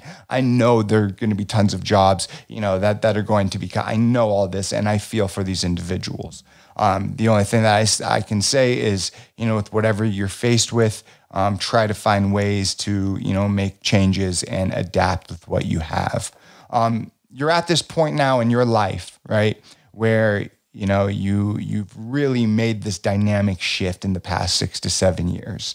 And with this dynamic shift, you have been able to get, everything that you want. And obviously, you're still faced with things like you said, the IRS, right? I'm in the same situation, man. I've been 1099. I'm a hairstylist. I was a hairstylist for years. And the government, tons of money, man. And, I'm making my payments, and you got to do what you got to do. Yeah. But when you made that change, look at everything that has opened up for you. What are you doing as far as, because I remember we talked yesterday about you going and doing speaking engagements at I don't remember what school you said, but do you mind talking about that, sharing about that a little bit? Yeah. When I first got sober and I got into a pretty heavy part of the program, which is Pacific Group, they're like very intense about Alcoholics Anonymous. They taught me, you got to speak, you have to give back. And so I started telling my story. I started being asked to speak on panels. I went to psych wards. I went to jail. I went to Skid Row and started speaking there. And so that was early on in recovery. I started to learn how to tell my story and why it was important, and to connect with other alcoholics. I mean, I've been to some psych wards, lockdown facilities, where these people, they're asking us to tell our story and talk to some of these people who are there, and they are pretty heavily medicated, and it's wild, right? Like, everyone, no matter what situation you're in, needs to hear what you're going through if you're an alcoholic. That's the whole point of this program. And then I got invited through somebody who had heard me speak or something, to speak regularly at Pepperdine University and to their their graduate class of clinical therapists. I think they're LMFTs, licensed marriage and family therapists, or maybe not, but they're in a clinical program, and they are learning about the effects of cocaine and crystal meth on the brain and drugs in general, but specifically like stimulants like that. So I was a perfect match for that. So I go in every semester, the professor brings me in front of the whole class, and I sit down and I tell my story. I do like 45 minutes of telling my story, and then I do like an hour of questions. And this is a room full of non-alcoholics for the most part. Everyone, there might be one or two in there, but specifically not a room full of alcoholics who are there to hear your story. And so I tell this story that you heard a lot of, and these people are just like, oh my God, when it comes to the question time, and they're like, I had no fucking idea. And so in that way, I feel like I'm giving something to a room full of people who had no opportunity to hear about it other than from a textbook or, right, on like a live version of it. Like, here's what I just went through. And they're like, well, how do you think if we have clients in the future, what's the best way to approach it? And I was like, oh, shit, I mean, that's a cool question. I don't know because I'm not in the clinical space, but I can tell you what my experience was being on the other side of it for a year in treatment. And so I get to have those experiences. I get to speak. I have 4 sponsees. I have like 5, 3 or 4 of them are active right now. Guys who, one of my favorite, this guy Ken, who was a hooker on Santa Monica Boulevard, meth addict, homeless, and now he's making really good money, and he's like paying taxes, and he like has his own apartment by himself. And he's sponsoring guys. And so, like, what? That's just wild, right? Like, that is the gift right there. And it's funny, like, until I say it right now, I'm sure the past few weeks I was taking it for granted. And it's cool to be asked about it because I get to remember how fucking lucky I am, because I never thought I would be, like, a role model for a guy like that, And he looks up to me and he asks me the dumbest questions and he asks me the deepest questions. And it's, like, the coolest relationship because I get to like field all of his wins, his losses, his concerns about relationships and how to there's all kinds of cool stuff coming out of those relationships. And so all of that started with speaking engagements. That's so amazing, man. To be at this point in your life now where you're able to give back and have individuals lean in on you, to be a sponsor, to be able to help this. When you were just talking about Ken, I saw the way your face lit up, man. Like you truly care. You really want to be able to help and uplift these other individuals, going and getting to do these speaking engagements, to share your story. I mean, I believe the power of story. I believe that everyone has a story. And I believe that being able to share these stories, people can grab onto them because, we live in this day and age where, social media is just like obviously in our face. And, a lot of people try to paint this picture of this perfect life and, but that's not real. That's not how life is. Life is a fucking roller coaster. You have your up moments, your down moments, your super high moments, your super low moments. And if we can be able to share more of these stories, I believe that more individuals can be empowered and can get to the position that you're at today. Man, as we start to wrap this up, I always like to ask this question. Is there anything else that you would like to share? Wow. I haven't talked this much about myself in I don't even know how long, since I was talking to myself sitting in a chair when I was loaded on meth. I think that was the last time I talked this long. No, man, I love what you do. I think that what you're doing here and this, first of all, this kind of format is so cool, and you seem like such a great fit for it, right? Like having a podcast where you can talk to people about literally anything if they're willing to talk about it is really cool, and wrapping that in the kind of container of like how do we rise up when we're challenged with extremely difficult circumstances is really cool, because I get to meet a guy like you, and I get to like. The parallels that we've had in our stories is enough to like light me up for the day.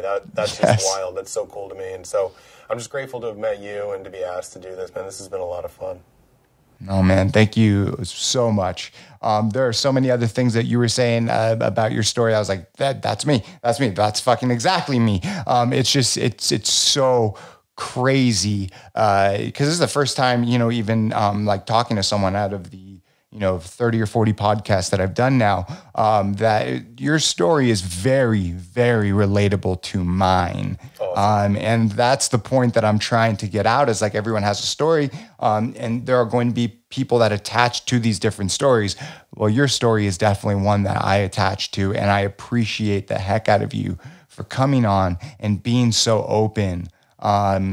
You know, I feel really blessed, and thank you for being so open and honest. My pleasure, man. Thank you so much. Absolutely, man. For people, you know, obviously listening, can you share kind of where they can find your stuff, where they can see your website and all that good stuff? For sure, yeah. So www.junkfilms.com. Junk Films on Instagram. I'm trying to get the Instagram game going. I got like 2,000 followers. Please follow me. I have no idea how to grow my following. I'm like an Instagram idiot. I'm trying to post cool shit that we do. So if you dig it, you know, hit that follow. But yeah, Junk Films, anywhere you look it up, a lot of our recent stuff you'll see on Instagram. Absolutely, man. Yeah, for sure. I'll talk to you about this afterwards, but my little brother is a fucking marketing wizard. If you guys need any help, yes. I'll put you in touch with him, because especially building that, you know, social media game is important. But what you're already doing, man, is it's just fucking light years and all of that other stuff. Thanks, man. Whatever. Absolutely. Absolutely. All right. Thank you so much for listening to Back to Your Story. Have a good night. Peace out.